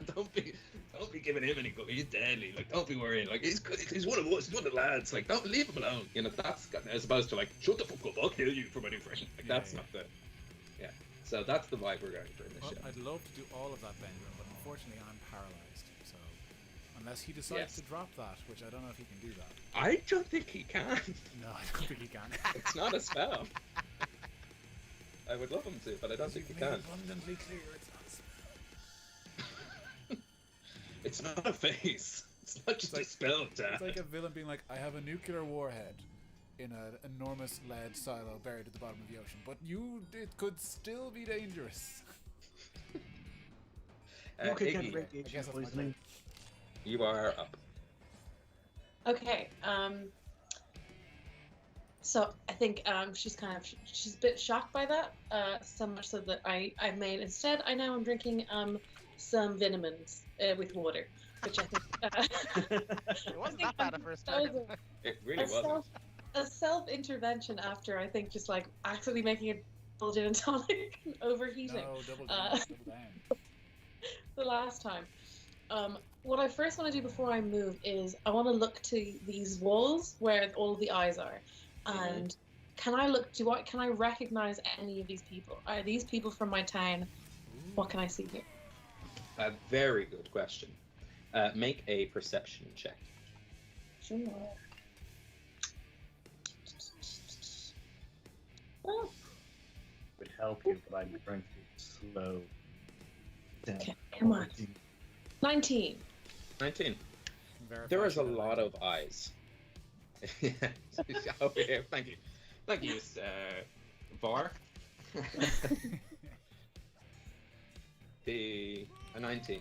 There are a lot of eyes and a lot of lips, and they're all sort of mixed in together. A 19 isn't enough to identify specifically a person, but the intention behind the roll, which is, are these the people that have passed away from your town, is sound. And you know somewhere in this wall, in this cavern, you will find Wildfire, your stepsister, your stepmother, Soup, everyone's favorite belle of Anagla, Soup. Yeah, Soup's in here somewhere. The Rose of Anagla, Soup. As well as other people that we've yet to give proper names and personalities to. But they're somewhere in this sphere. Are And your can I maybe I didn't ask this first one. Do they look like my original thought was, they're angry and they're going to attack us. Do they look angry or do they look like trapped souls? They look like poor, unfortunate souls. Okay, are they as cute as the Little Mermaid ones? Oh, they're so sad. Those gross little like sand sperms? Yeah, they're that cute. Yeah. Okay. Okay. My eyes are gonna light up when I realize that I'm seeing the eyes of people that I know. Like, I'm probably just getting a sense of like, I went to school with you. Hey, you were mean. You're the bartender that everyone loved, and like getting a sense of nostalgia. And actually, after that bartender, the audience do go, "Woo, yeah!" as if it's been a celebrity show. Yeah, and that one just winks. Yeah, he's back. Okay, but I'm not sure what to do yet for them, so I'm just gonna fling him towards the beholder. And you said he can't. The beholder can't move, so I want to cast Cloud of Daggers, right, like around it. Yeah, nice. That just happens, as far as I'm aware. I believe so. I'm gonna do it at 3rd spell, so it's more damage. 3rd level. Nice. Yeah. Nice job. Listen, Okay. Lucy's casting 3rd level spells on not their normal spells. It's only 5. They're terrible rolls. It's 11 total. Does it damage? So describe to me both the flavor of the spell and then also like I think if he starts his turn there or if he exits there, but I don't think the damage is instantaneous, so to speak. In fact, you know what? You describe the flavor and I'll look up the ins and outs. Okay. The flavor is I look to these walls and I see these people that I went to school with, drank with, I grew up with, and I turn in a fit of rage. What I want to shoot towards him are what would look like butter knives from all of the kitchens of On Agla, all firing towards them with hopefully the emotion of the people who I don't know. The butter knives of On Agla is what I'm going to call this cloud. Nice. Roll, I believe, 64. Brings a whole new meaning to buttering someone up. I'll butter you. Or indeed, jamming up someone. Oh. Which, if you want, I was thinking about the mechanics of that. If you wanted to use that to jam up something he was doing. I considered that myself, actually, just as I was saying. I was like, I could have jammed up that ray. You could have, yeah. Jam! Strawberry. Delicious Only jam. one man would be. Dare you, strawberry. No, shit. It was 13, but he will. I think it happens again when he stays there. Is that right? Yeah, I've looked at the mechanics. Yes, You do not need to worry about that. Okay. Well, I don't think it was that effective, but yeah. Okay. At the end of your turn, it's going to use its final legendary action for this round. Correct me and hold me accountable if I'm wrong, but I think he's only used 2. So he's going to use. Yeah. Probably. So he's going to use his 3rd. And he's going to aim it towards you, Puck. And I need you to make a wisdom saving throw. Ha! Now, turns out I should have been giving myself advantage on intelligence, wisdom, and charisma saving throws due to my puka cutting, and I did not do that. Didn't do that. Never did it before. So ha! I have advantage. Nice. Joke's on you. I've been hamstringing myself. Yeah. I'm not left-handed. I never pay attention to that ability. Almost as if I built each and every one of your characters specifically to survive this, but at the same time, I'm trusting your own idiocracy to die. That's the wisdom, huh? Yeah. Even with advantage. Ooh, I get Tides of Chaos back. Wait, I had you gave me inspiration. No, I gave Arlington inspiration. I thought you gave it to both of us because I was the subject of the inspiration. We're the catalyst, but not the receiver. Why does the catalyst never get anything? No one ever respects the old catalyst. Just the effects and everything else. Okay. Yeah. Just try to see if I can avoid fucking it. Other than that. Oh, please do. At the very least, after asking it to come in your face, please avoid fucking this death card. Well, I'm afraid I rolled an 11, and I suspect that fucked it. Yeah. Sure did. There's no color. There's no even perceivable ray. But the gravitas of the situation. Oh, nice! Yeah! Sure do. You jam it up with my I know. I mean, if there's podcast listeners, you can't see, but it's specifically a beer with a beholder on it, which is hard to do. Yes. I mean, either a beholder, maybe a Medusa. There's certainly nothing underneath the head, so it's very beholdery. Don't look. There's nothing there. There's nothing beneath the head. It ain't got no neck. You take in the gravitas of the situation. this is not going well. Your main sort of champion seems to be both frozen and somewhat friendly with this creature. Your second sort of warrior is moving way slower than a battle would allow. Iggy is holding her own, but between the two of you spellcasters, it doesn't seem good, and a sense of dread and fear descends over you. But in that moment in time, you remember hearing your good friend Minky Boodle, the champion of the hunt of the Baja Glen, say, when fear takes a hold of you, jam it up. Jam this fear up. Jam it up and keep yourself steady, focused, because we will find ourselves in fearful situations. But together, as a people, we will make sure we can jam it up. And you jam up that fear. You jam it up real good. You bottle it up inside you. Only to come out. Whenever you think you fucked it, you could always jam it up instead. Exactly. Doesn't even make any sense. Sounds bad, but definitely doesn't make any sense. I am highly aware we need to take a break. Oh yeah. And it seems like no better time to take it. Now, we usually take a 15-minute break. I think for the purpose of plowing through this encounter, we should try keep it a little bit shorter, like a 10, if that's possible for people. But we will be back in 10, probably every time I say it, it's 15 anyway. So we'll probably be back in 15 minutes, maybe 10. Use this as an opportunity, if you haven't, to go get yourself another drink, go to the bathroom, etc., etc. We have told you multiple times already that you can go to dakotairish.com, use the promo code HOOKSPUNKS to get 10% off any handcrafted dice trays, beautiful dice, amazing accessories for your own home games and even your own streams, including the coin that I fucked into the hole in my desk.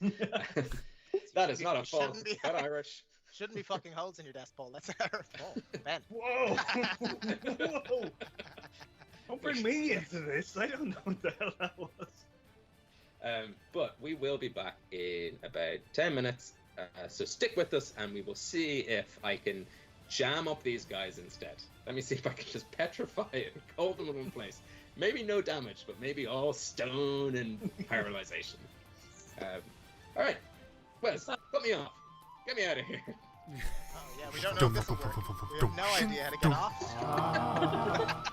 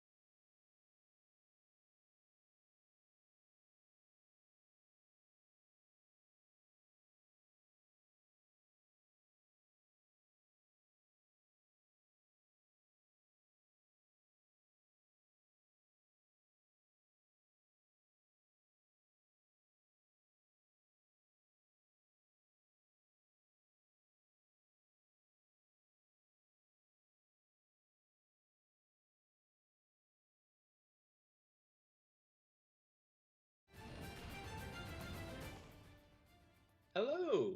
Welcome back to part 2 of Homebrew. We are right smack bang in the middle of a fight between Huck's Punks and the Moor Demon, the nasty, demonic creature that has been haunting Iggy's hometown of Onagla and forcing people into its lair so it can absorb their life energy and become a lich beholder thing. I'm sure there's a proper D&D world for all that kind of stuff. I'm not going to waste any time with post-break announcements. Let's dive right back in. Huck, it was the end of your turn. I used a legendary action, and now it moves on to the lair action. All around you in this vast cavern, you see the walls that so far have been sort of just looking on, echoing the Moor Demon when it speaks, limbs just keeping to itself. You see them shimmer, change, morph into something else. And you can see upon their bodies a sort of projection of the material plane. As these walls sprout and sort of shimmer, everyone can see what seems like a vision of the Widow's Ravine, the cliffs outside of Onagla. And in front of these cliffs, Iggy, you recognize these people immediately. The rest of you maybe not so much. As the Moor Demon speaks once again and goes, "I grow tired of your attempts to stop me. So I put it to you this way. You quit, and I do nothing. You proceed, and everyone you see here," and he draws your attention to this kind of wall of bodies, which is almost like a shimmering projection happening in front of you. They all seem to be in a line. It is the townsfolk of Onagla. And they have glazed over expressions on their faces. They seem almost in a trance. And the Moor Demon doesn't have fingers to click, but you get the feeling that it sort of snaps with a magical energy, and all of them take one step forward closer to the cliffs. They're still a little bit away from the cliffs, but you get the feeling that every round, in D&D mechanical terms, they will take one step closer to the edge. And it is a game of chicken. And he turns to you directly and he goes, "This will be on you if you continue." And he waits. Randir, it is technically your turn next. You are slowed. So just to remind me, the only thing about slowed is that I guess I can't do reactions, and do I disadvantage on stuff? I don't think you've disadvantage on stuff. I think you can only take an action or a bonus action, but not both. So, okay. Yeah, I don't think you've any disadvantage on anything. Even dexterity saving throws, which is kind of funny. Okay, so so is Arlington is next to us. I'm 15 feet away from him. Can I now make a perception check to see that he is paralyzed as well? Absolutely. It'd be the town medic. I got a 19 plus 5, so yeah, 24. Yeah. Arlington looks like he's paralyzed, but he also looks like he's trying to turn, like as if like just something stopping him turning back towards you. And you recognize the sort of telltale sign of someone not in control of their own body. So you're specifically looking to see if he's in control, and it seems like Arlington is not him. Okay, so yeah, so I'd be worried about So I'm guessing the fact that he might be either possessed or something along the lines of kind of something's happening to him.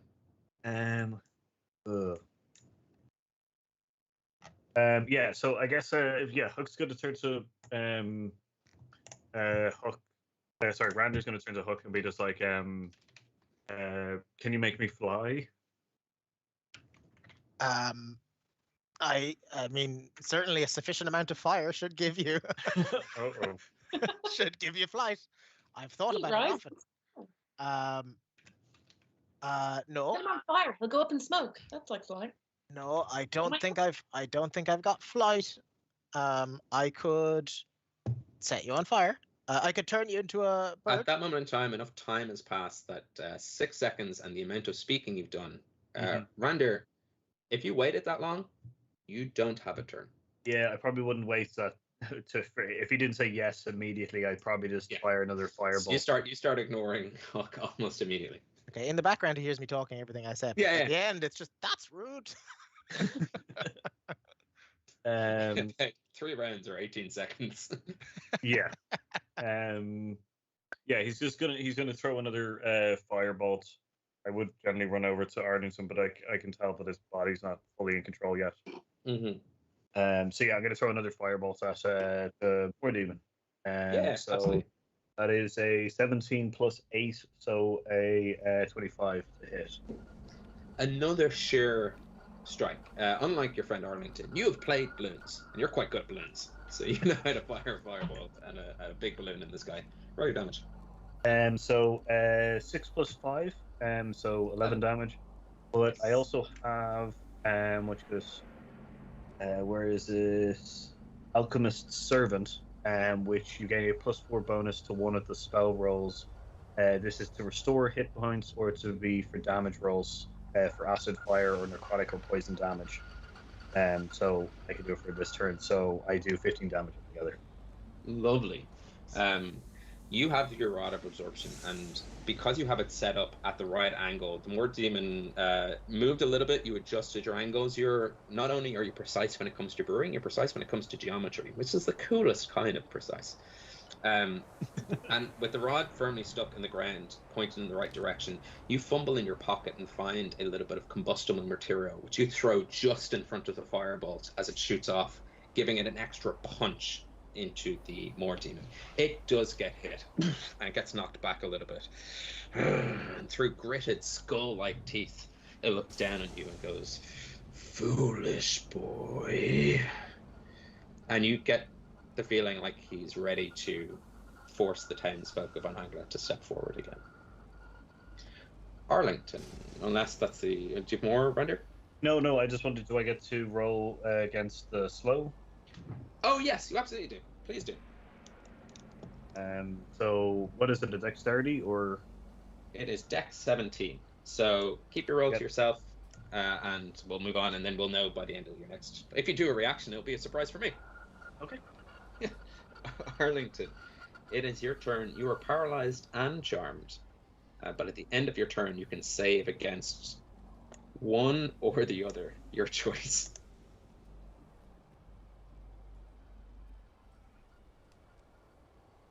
Oh, sorry.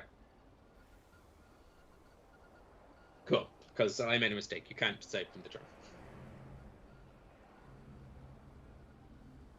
You have to take damage and stuff, yeah. I'm going to go Flash of Genius. Nice. Yeah, but I think I could probably do damage to you to knock you out of your charm pretty quickly.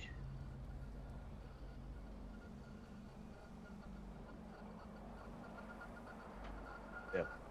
+4. +4 is 16. What was your dice roll?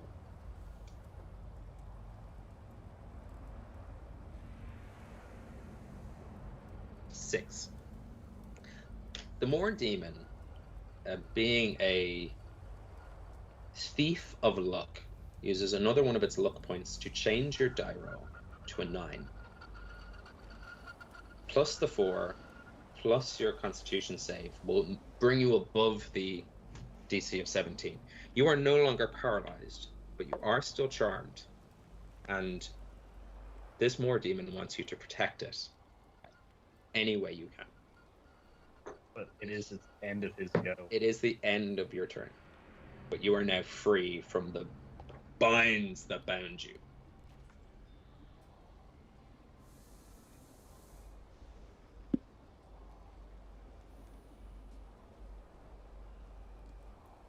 I'm perfectly fine.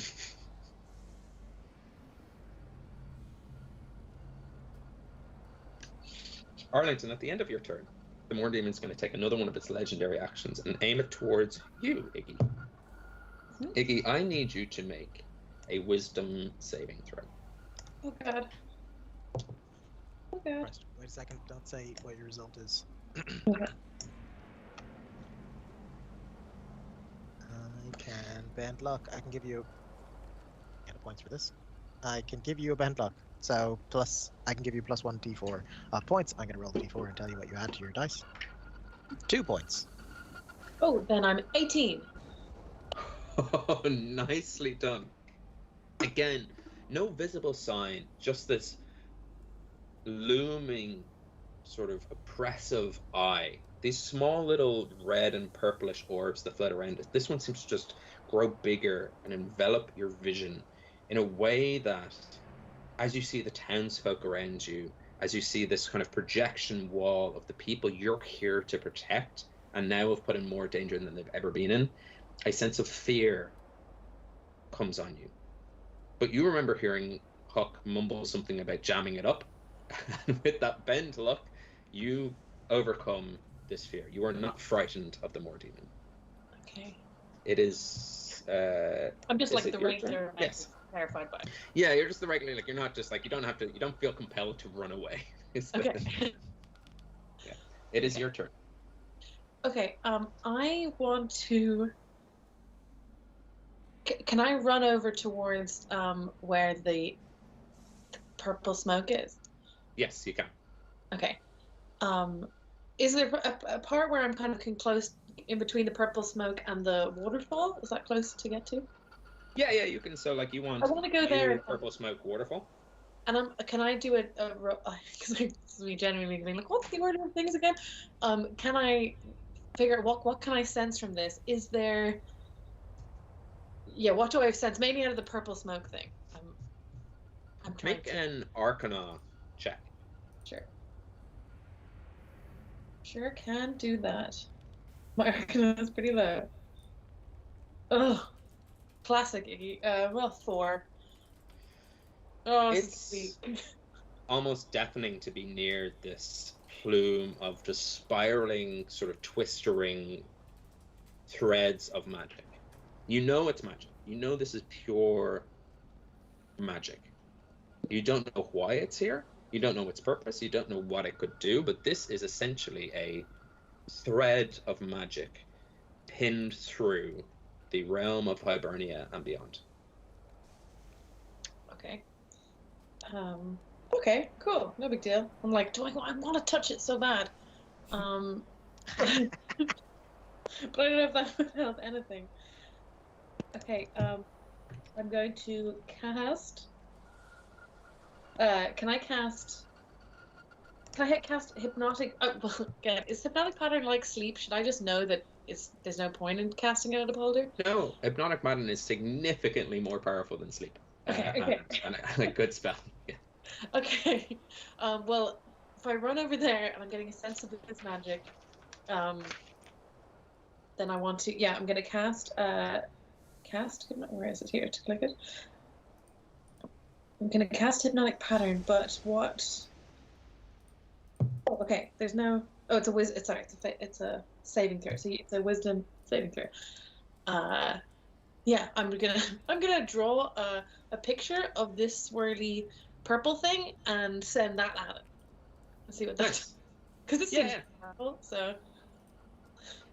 Give me a straight charisma roll. So like D20 plus your charisma modifier. Yes. That is nice. Come on. I'm fluffing. Sorry. Oh fuck. I'm a plus 12, but it's a natural 1. Or I'm plus 5, but it's a natural 1. You're not all together.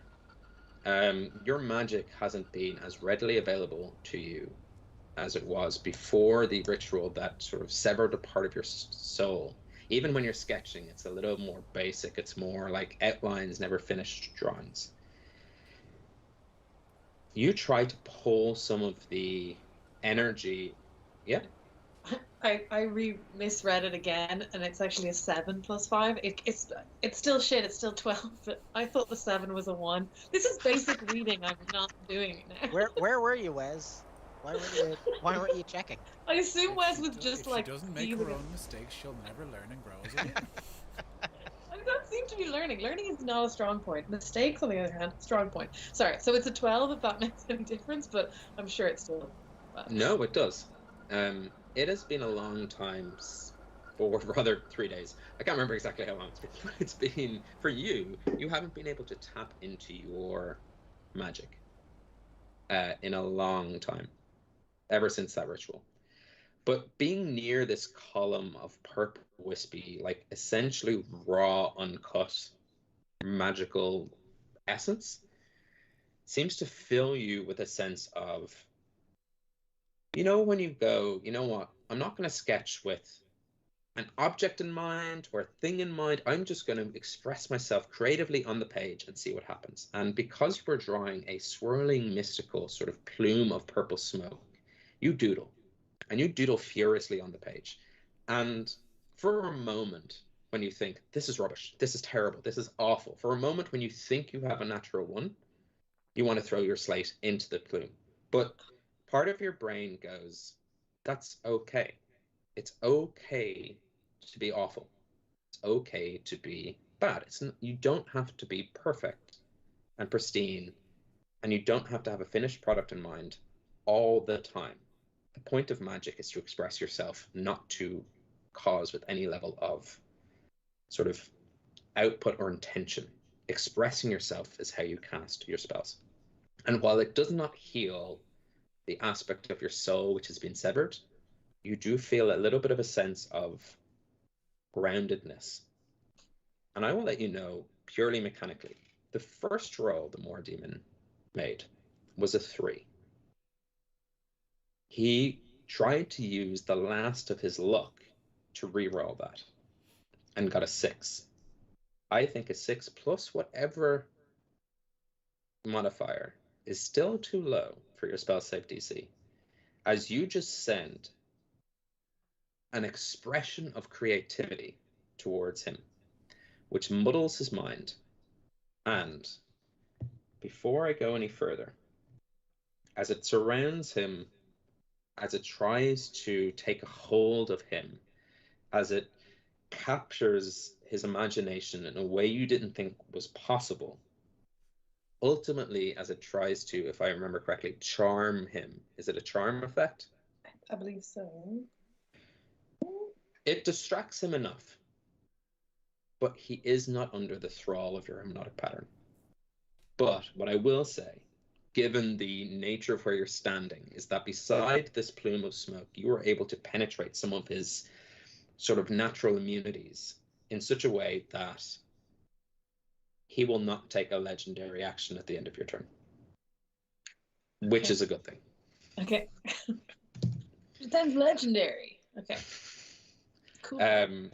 So ultimately not a long-lasting effect, but potentially a battle-changing one. Okay. Can I end my go by sending inspiration towards Huck, or who's not paralyzed? No one is anymore. Wait, Oh, okay. Huck, you still paralyzed? No one is. No, I jammed it up. Yeah. Oh yeah. So because Huck's jam it up really got me. I just want to send it right back to him. I think credit where credit's due. You got lesser restores, and it was the fear you jammed up. Oh, okay. Yeah. So you get inspiration. As you do, as you send inspiration towards Huck, what does that sound or come across as? I'm gonna I think it's gonna be the same purple. I'm feeling a real affinity with this plume of magic, and I'm gonna just send little puffs. I'm gonna pretend like they're coming out of my fingers like fireballs because I think he'll like that. I'm gonna send those to Huck. Like flame emojis. Yeah. Just sending loads of flame emojis. Yeah. And Huck loves that for some reason. Yeah. Thank you. You are essentially sending visions of wild magic towards a creature who might be held together by it. We don't know how his anatomy works.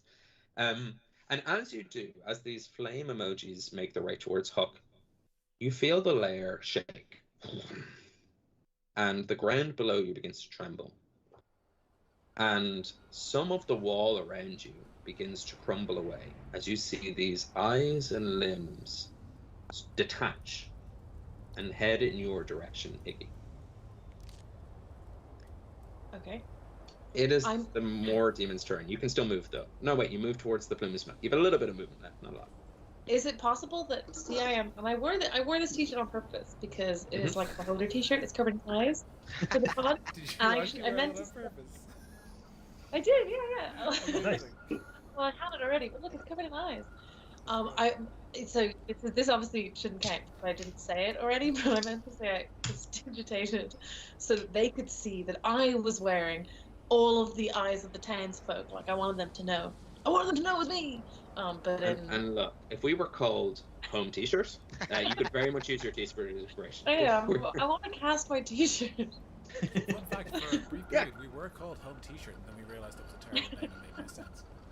Yeah, we all have to buy a lot of t-shirts. Yeah, it's more expensive and less fun than just drinking beer. It's gonna be a lot of us. I bought like 100 white t-shirts and a marker, and I was just gonna keep drawing stuff on. The thing was, we thought we'd be bigger, like stadium big, and we could just t-shirt cannon. Woo, yeah. It was a day. I mean, Keelan just kept making t-shirts with his own face on Yeah. Well, look, they're all good t-shirts, and we will sell those. They're only going to increase in value. I would say, even if we don't get stadium big, if we ever get any kind of venue big, I think for t-shirt cannons is our first purchase. None of the nothing else. Keelan, the internet is the biggest venue of them all. Sure. Yeah. I agree. No one comes. It is a. Yeah, that's why people keep selling NFT shirts. NFT cannons. Perfect. Let's get on the so NFT game. Time of derailment. Yeah. I know that won't have any effect, Ben. I just want you to know that that's what Iggy's wearing. Here's the thing. You don't know that won't have any effect. So, who knows? It is the more demons. Okay, now he's about to kill. Demons turn. I mean, all three rays towards Iggy? Is that too cruel of a move? No, of course. I'm going to go for he's going to spread his bets in the way that he usually does. Huck. Yeah. I need you to make a dexterity saving throw. Okay. So double check that. Randir. I need you to make a dexterity saving throw. And Iggy, I need you to make a strength saving throw. Let me know if you got above a 17. I have been so lucky with this dice that it's been rolling 17s pretty much all night. I'm really happy. Oh, yes. So 20 altogether. 20 altogether. And Huck? I wish this had happened in an attack, but natural 20. So whatever. Lovely. And Iggy? Natural 20 plus 1. Oh, nice. Yeah, mine's 20 Your plus second 2. 20. We are at least being good at being evasive. Randir. So needed that. This same for whatever reason, because I don't think he can choose, which is so infuriating. But another slow ray comes towards you. But the thing is, trying to aim at something that's already slowed when you're expecting it to move at normal speed, it just like captures one of the trees, and the tree just begins to like rustle a little bit slower than it was. Completely ineffective. Thank you, Gygax. Make your players scared. Oh yeah, throw so much randomness in that I can't do anything. You fuck. Huck. Yeah. A pin of what seems like bricks being laid before each other come your way, and they seem to be kind of like the last brick is coming in front of the first brick, like a railroad sort of thing, and you manage to dodge out of the way. Where are you? You're beside some trees, right? I'm right in front of the trees because I think I was on the edge of the trees. Then there was a wall, and then I got past the wall. So I think I'm just standing in front of the brook. This brick smashes into one of the trees, which immediately turns to stone. You have dodged something that could have been quite terrifying. Wow. Thank Christ, because I don't get advantage on dexterity. I checked. It's not- And Iggy, a ray made of tiny little hands begin to crawl towards you and try to take a hold of you. They're trying to grapple you, trying to pin you down, and trying to lift you up. But you, all these hands come towards you, and they're trying to essentially, you feel this force trying to lift you off the ground and toss you in a direction. But you know you can escape the grasp of his telekinetic ray. How does Iggy do this? I hope that it's through the same sort of destroying like psychic damage as going like up top and then down below. Ooh, too slow. To all of the hands at all the same time. So I'm just like, woo, woo, woo, like. Yeah, it works. Yeah, absolutely. Yeah. Very Suitably embarrassed. good. I hope the hands wilt and Yes. retreat. At the end of the More Demon's turn, you hear another click echo through the chamber, and the people of Onagla take another solitary step towards the edge of the cliff. Top of the round, we have Hook. Yeah. Okay. Right. So Arlington's free, so I don't need to do anything to help free him. I've seen him move. Charm. Yeah, I don't know about any of that. He's free. That's grand. That frees me up for my first choice. Randir appears to be free. The monster has threatened a lot of people. So I think it's as simple as fireballing the monster. Because I mean, Oh, man, so this guy's Would a it be as t-shirt simple as machine. fireballing?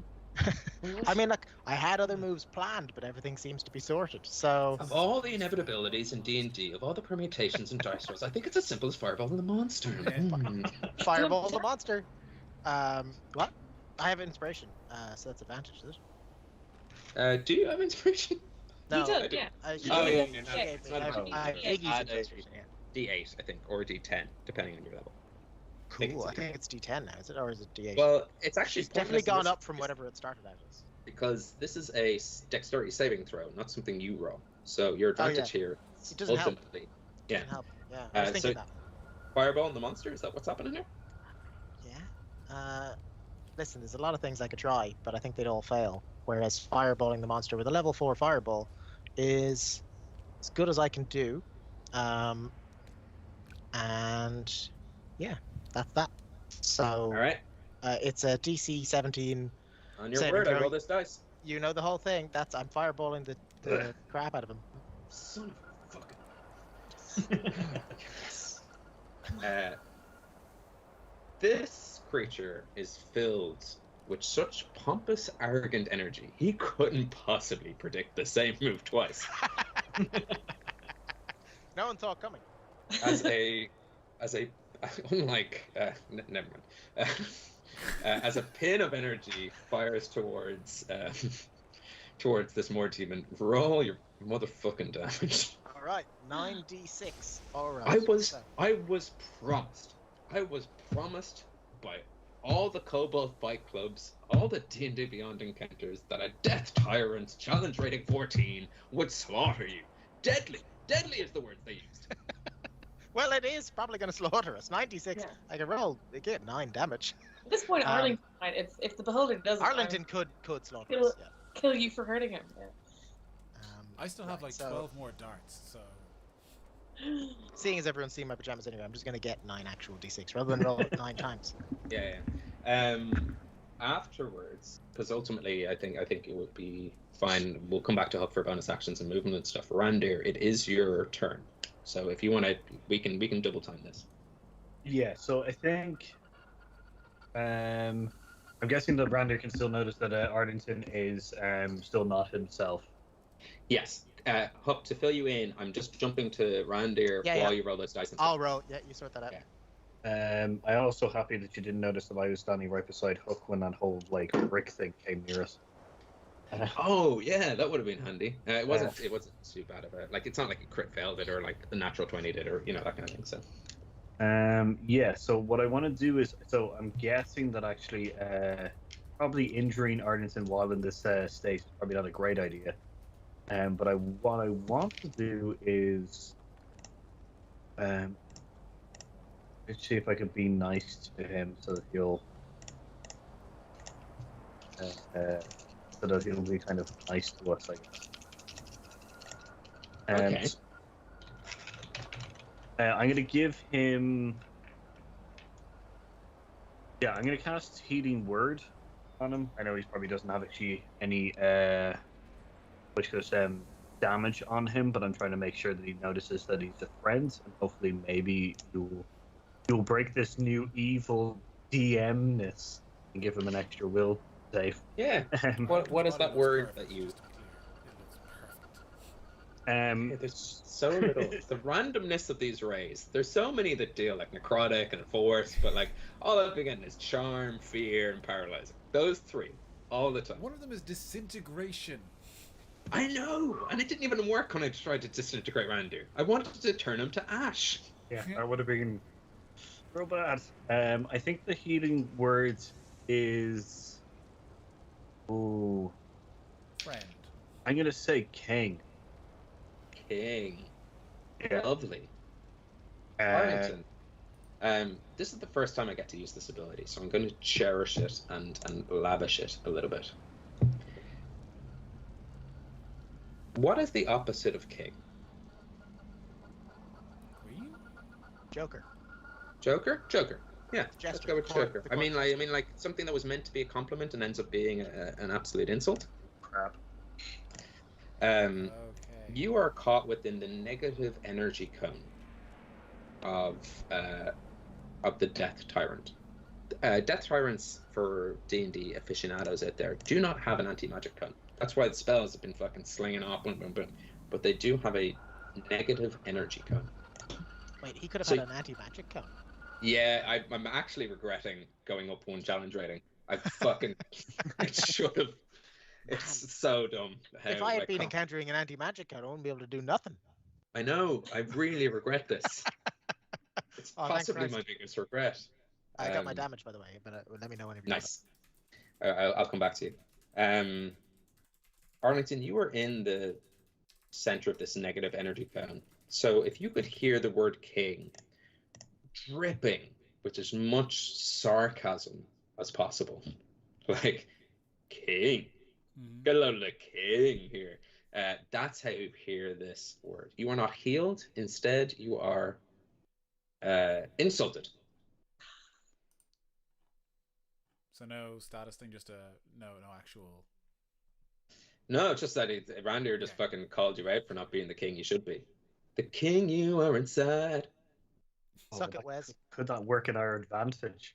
And like turn towards Randir and say, "When you call me punk." So I don't know if the actual healing word, like healing actually still works. Oh, I was going to say it doesn't really matter even if it doesn't affect them. As in, like, nicely, it would have been a 12. Yeah, no healing. In fact, not that you get damaged, because that would almost make the fight fair for me as a DM. Well, no, if he gets damaged, he stops being charmed. Health to reduce it. Yeah, no, it's you just cannot be healed while under the negative energy cone of a beholder. But Rander, you understand this intimately. You usually your healing word grasps onto something, and you can almost sense that your magic has taken hold. And this has been reflected off like someone in a bad mood, almost as if. And this is entirely coincidental because thematically it's great. If someone was in like the worst depressive spiral and you try to help them, usually they think you're not helping them, and they lash out at you. That's the feeling of this negative energy cone. Yeah, fuck, wow, I brought down the mood. Well, no, Rander's gonna probably, if he notices the fact that his spell didn't work, Rander's gonna prepare, like he's like preparing himself to possibly engage in Arlington in a kind of as in. It clearly looks like to anyone that he is squaring up to Arlington. So it finally comes to this. Everybody come quick. Arlington's fighting Randir.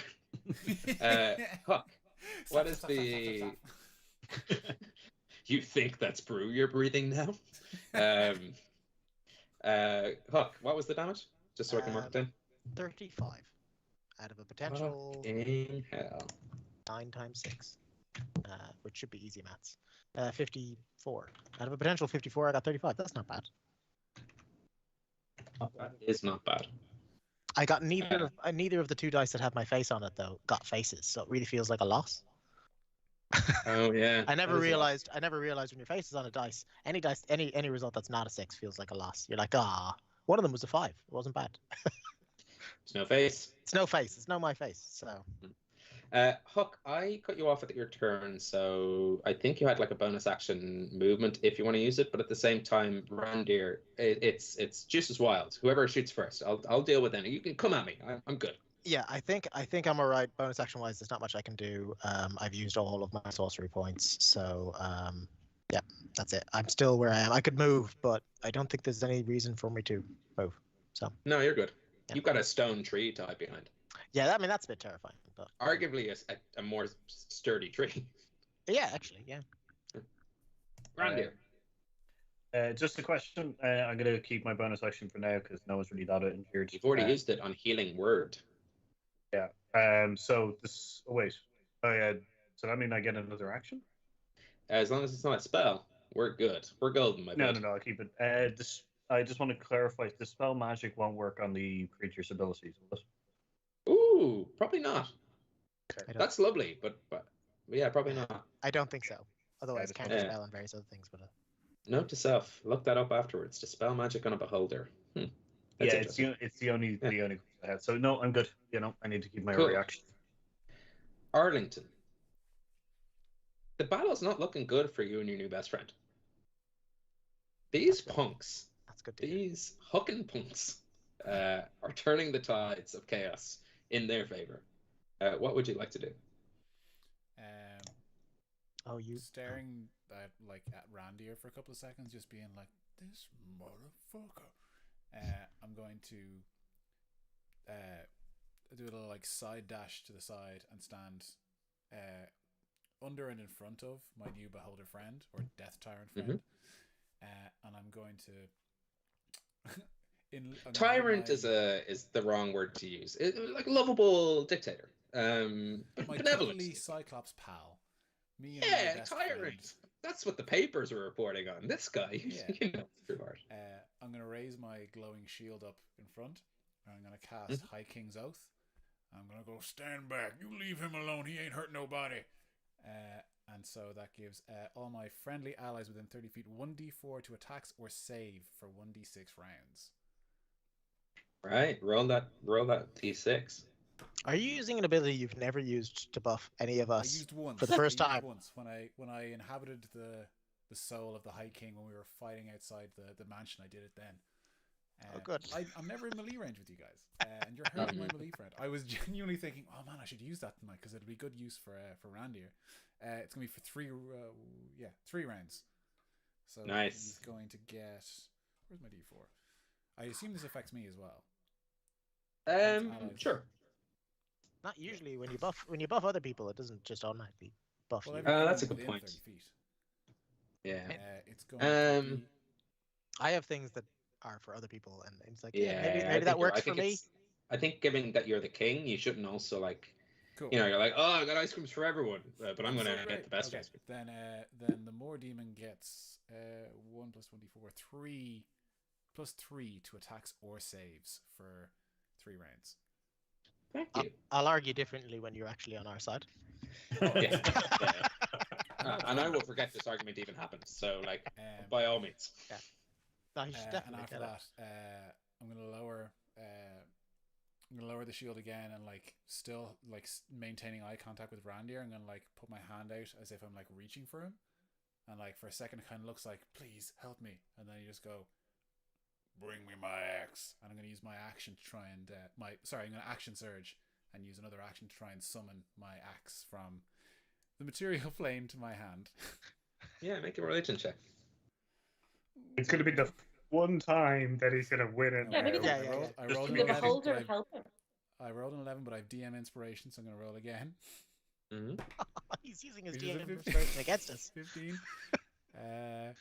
You traitor. Yeah, it's a 15. Sorry, Iggy, did you have something to help, or I heard a couple of voices, and I feel like people were trying to help. Oh, my thing froze. I was just wondering. I was just thought that maybe the beholder could have like helped him, with calling his thing, since he was doing it on his behalf. That's No. No. I do like where your head's at, though. 15 plus Nothing. Yeah, which is exactly what you feel. There is no connection to this axe on a different plane of existence for a 15. And that's a look. I'd love to give it to you. In fact, I was the one who gave it to you as an item in the first place, hoping that you would not lose it or maybe drop it down a giant chasm. But it is what it is. If I don't get punished, I won't learn from my actions. I understand. I'm gonna like look at my hand, like kind of like it's not working, and then just start like stamping and like punching the ground, getting real angry, and then I'm gonna use my bonus action to resume my rage and start like roaring, like where's my axe? I mean, in many ways, the axe isn't alive, so it must naturally be in the plane of You can spend your the dead. your turn explaining that to Arlington if you like. I mean, it can't be on a different plane. It's not alive. All right, Brandon Sanderson, with your spree live on a different plane of existence, and therefore they're trapped in material items in our plane. Is that what they're called? Spree? I can't remember. Spren.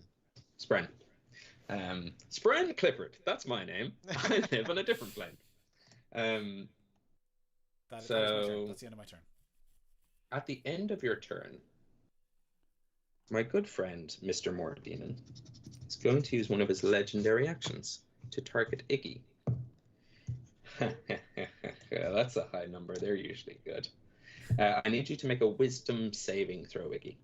Sure. Yeah, you're on your own. I've used every... I'm going to use Flash of Genius as my to give +4. +4 makes it 21. Yes. Nice. These Iggy rolls, where have these been? Need this. We're barely hanging on. Yeah. 24. You feel a... Sorry, yeah. Either way, it's high. It's good.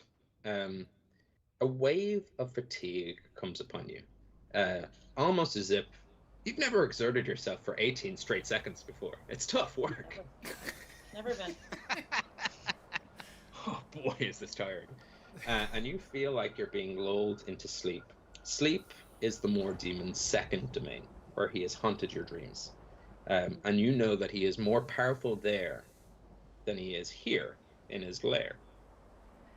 But you shake off that. It's hard to fall asleep in the din of battle, almost as if a sleep ray on a monster's stat block is useless.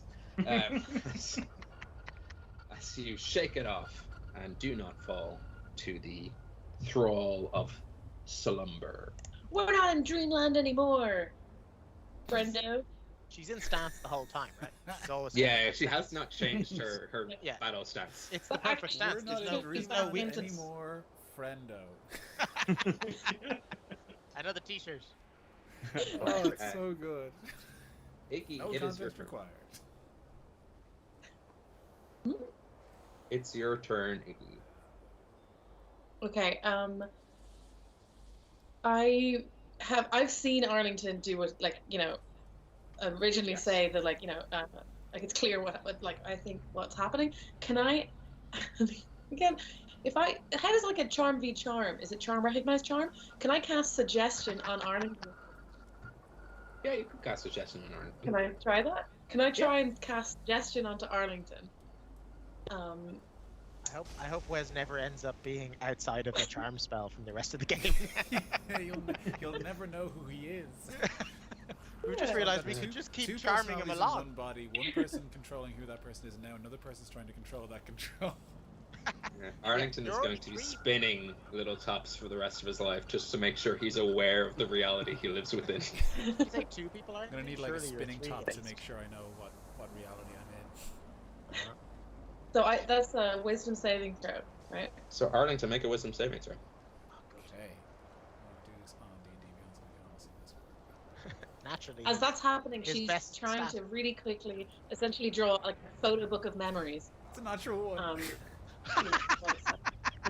Nice.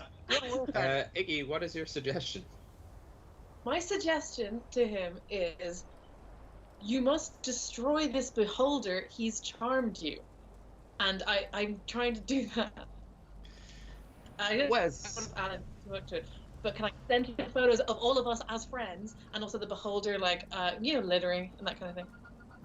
The one thing Arlington Yeah, won't absolutely. abide. He's the High King. He's not going to allow anyone to litter in his land. You know, Yeah. that's I don't know how to get this through to Arlington, the character, so I'll only get it through to Wes, the person. Wes, I don't know enough about your personal and interpersonal relationships, but imagine you were dating the most toxic of people, and your friends tried to warn you, but you're enamored. So, with the conflicting information that your new best friend litters, and you need to destroy them, I will let you, however you want as a player, wrestle with that, even if it means inaction. Like, because that's my impulse would be inaction. So to give you that, There was also photos of us hanging out, but I think with they're still shite. You're not a good artist anymore. the DM's got a bit jaded. I don't know about this. I think You do it. They then, suck. then this is obviously up to DM discretion, but I think it makes sense for with a natural 1 that the charm isn't broken, but Arlington feels like he needs to have a serious talk with his friend because, like, is it true kind of thing? Like, as in, if you are so enamored of the person, people are like, she's cheating on you. It's like, no, you're crazy. Can we talk for a second? Because everyone's saying this. You're not, though, right? So I think it's like he has doubt in his mind, but he's still charmed. If that makes sense. Is that fair? Absolutely. Yeah, that's 100%. More Demon takes out a little candle made of gas. He lights it up. This gas light that he uses against you. Yeah, that's fine. If that makes sense. He's going to try and convince Iggy. me I cast a charm spell on him. I get it. Yeah, no, he's charming you. That's the oldest trick in the book. But he's going to make it seem like it was my idea. I would never charm you, my strong man. My Never. big strong boy. My big strong boy. Look at I me. would never do such a thing. I'm just an eyeball in a skull. How could I charm anyone? I mean, Iggy, I'm waiting until my turn until he must prove his friendship. I've made this bracelet from limbs and eyes. It's got skulls on it, and it has Yes. my name with an X over it. I don't know if I Two want to wear it. skull for skull.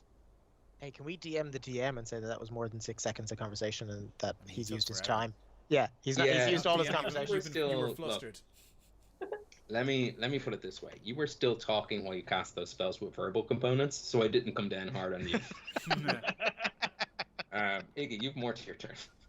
well, I think I've seen that, like, maybe his gusto was like hampered. Maybe he like turned or something. Like, so I'm thinking maybe something's happening, but I don't know. So I'm probably gonna try and hide a little bit from the beholder to try and not get attacked. So from my position, I'm thinking, how thick is the plume? Can I hide behind the plume? Yes. Yeah. Okay, I'll hide behind How the plume. big is Arlington? You can hide behind the plume. And The plume is. when I'm near the plume, I am like I'm holding my magical thing like close to the plume, trying to get splashed back off the plume. Like I'm really into this plume. Just to be clear, if you're wondering what I'm doing behind there when you can't see, who knows? You hide. It is for a visual picture about 15 foot in diameter, maybe 20 foot, so it is large enough for you to comfortably hide behind. In fact, some might say that's why I put it there. So at the end of your turn, the Moor Demon takes another legendary action towards you, Hook.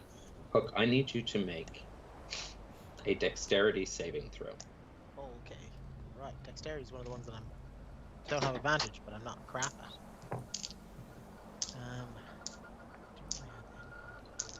Nope.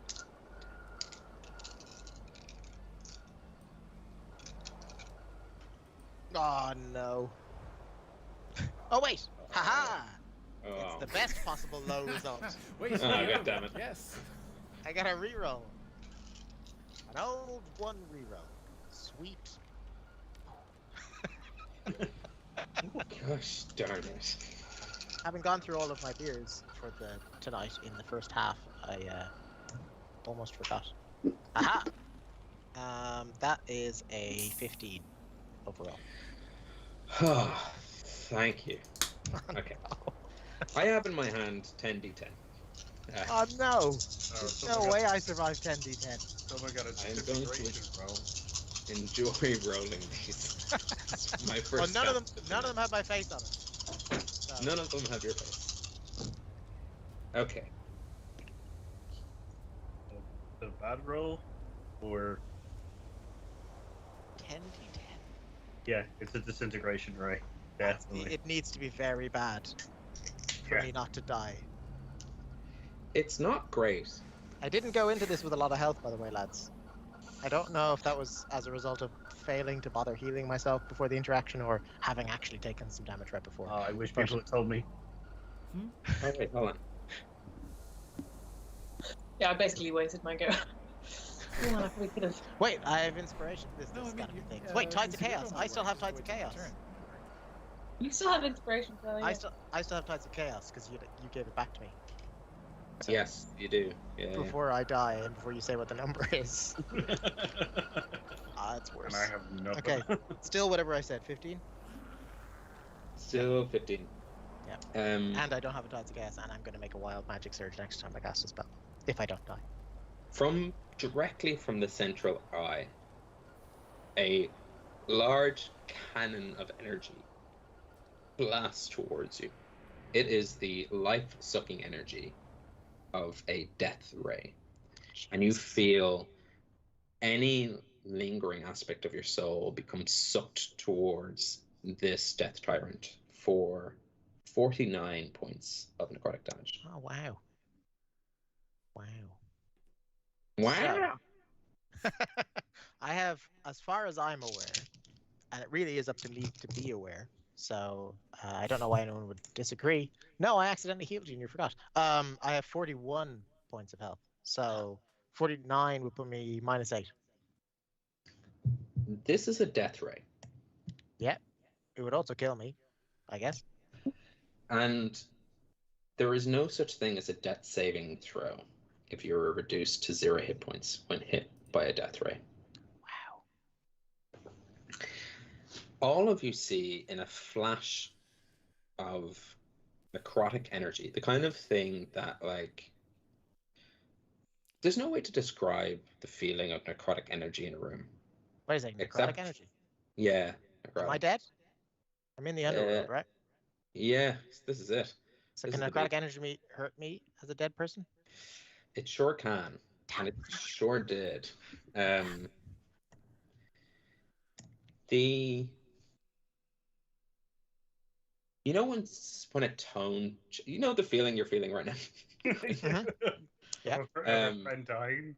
Yeah. It's hard to say what necrotic energy feels like because it's not like goosebumps. It's not like static energy. It's not like something you can kind of put a tangible everyday life Well, feeling. I imagine it's the opposite. It's the antimatter for Huck. I mean, if he's got anything going, it's like life energy to an Yeah. abundance. So necrotic energy's got to be just like the negation of that.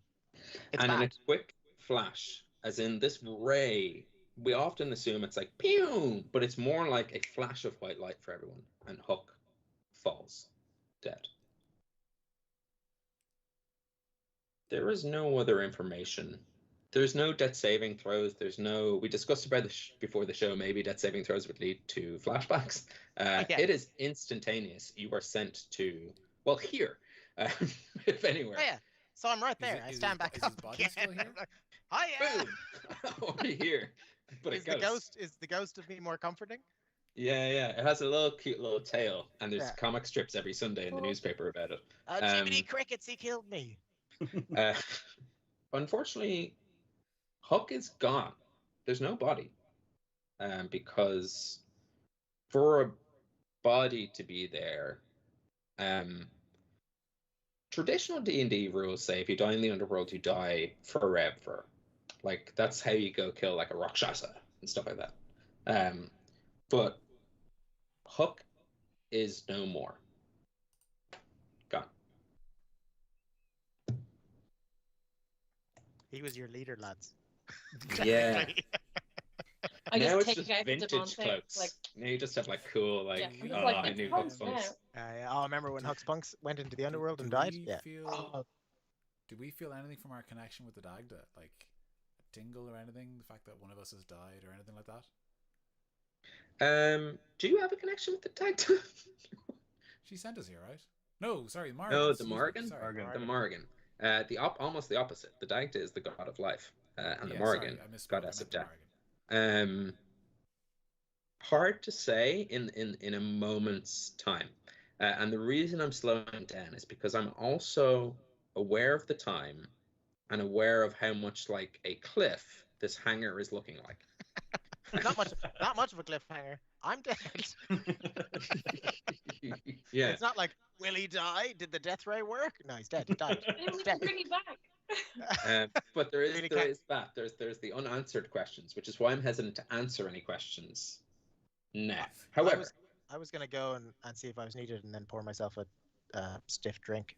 If, Of if this whiskey. is verging towards cliffhanger territory, I think, and again, feel free to correct me if this is overstepping as a player, but I think as Arlington turns to confront the Moor Demon about like their friendship, and maybe he's heard some nasty rumors, Huck falls and he opens his mouth, and his left eye twitches, and like he starts to snarl at his left side.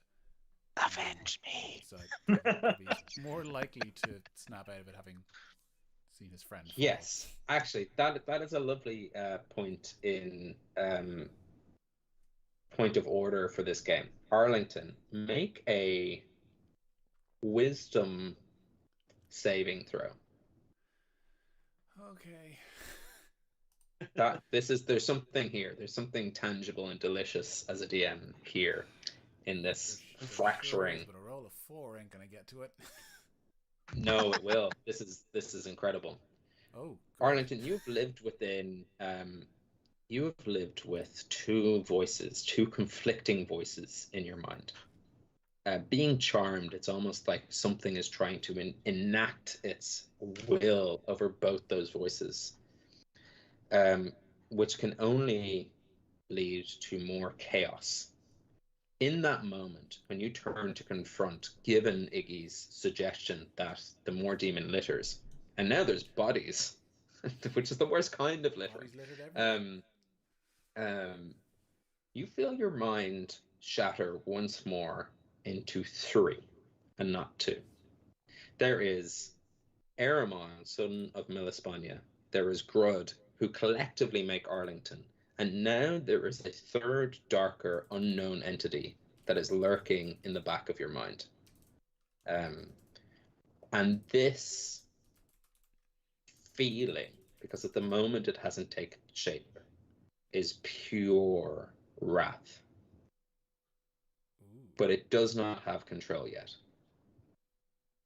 And as the concept of wrath begins to plant a seed within your mind, I think that is where we will call the show. Ooh. Cool. Yeah. That was like, thank you for that suggestion, because I wasn't. I was like, well, how do we cliffhanger this? They don't call me Ben Cliffhanger for nothing. Oh wow! They- It's which funny is they 'cause don't. it points out don't. that no one's ever actually called him that. Yeah, Never they even don't. considered calling him that. Yeah. And it was right. Is it bad form to mid-battle, more battle next session, 2 battle sessions in a row? I don't think so. We don't run as long as some of the bigger shows. Hour-long season finale special? I don't see why not. Just spread it out over 2 weeks. 4 weeks. Yeah, exactly. I mean, I reckon you um, wrap up the battle and then have like all the rest of the episodes are a memorial to Huck. Yeah. Just a really long one. Will remember me. And he lived his life like a fireball in the wind. Oh god, Ben could come up with so many songs for it. Yeah. Yeah. Oh, it's gonna be Yeah. a sad funeral. There are, I will let you know, both as an audience, because I think the audience, as invested as we are, have a right to get involved. We have a Discord. It's very tiny, it's very quiet, and it's not at all active, so your notifications are fine. But if you want to come find us in the Discord, I have as DM come up with 5 solutions to death. I have solved death 5 times in canon in the world. So if you can come up with a solution like that, there is an answer on the table. I have. But Is one of them wild Next magic? session. is one of them being me? You No. killed me with wild magic. I rolled the wild magic table. I got a 1 in 100 chance of not dying.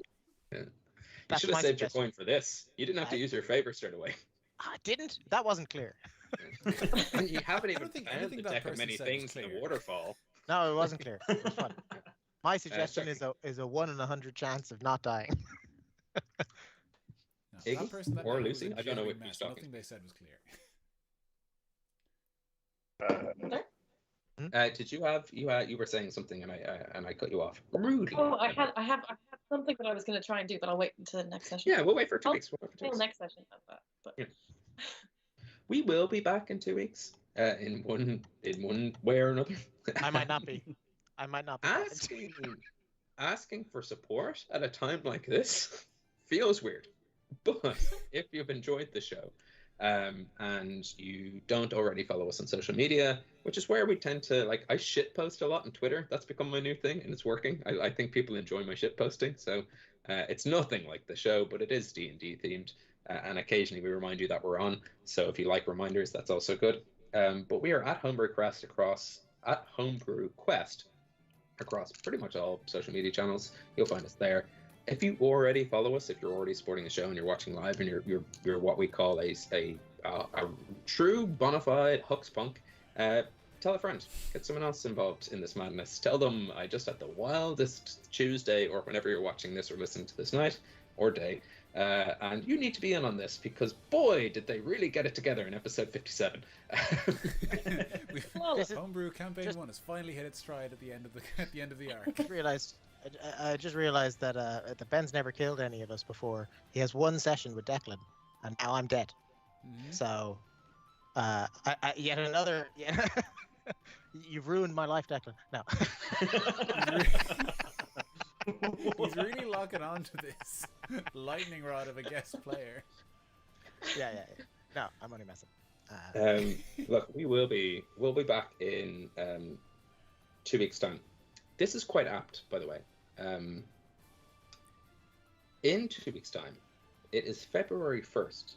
For those of you clued into the Irish calendar, that is La Fela Brida, St. Bridget's Day, and the beginning of Imbolc, spring, new beginnings.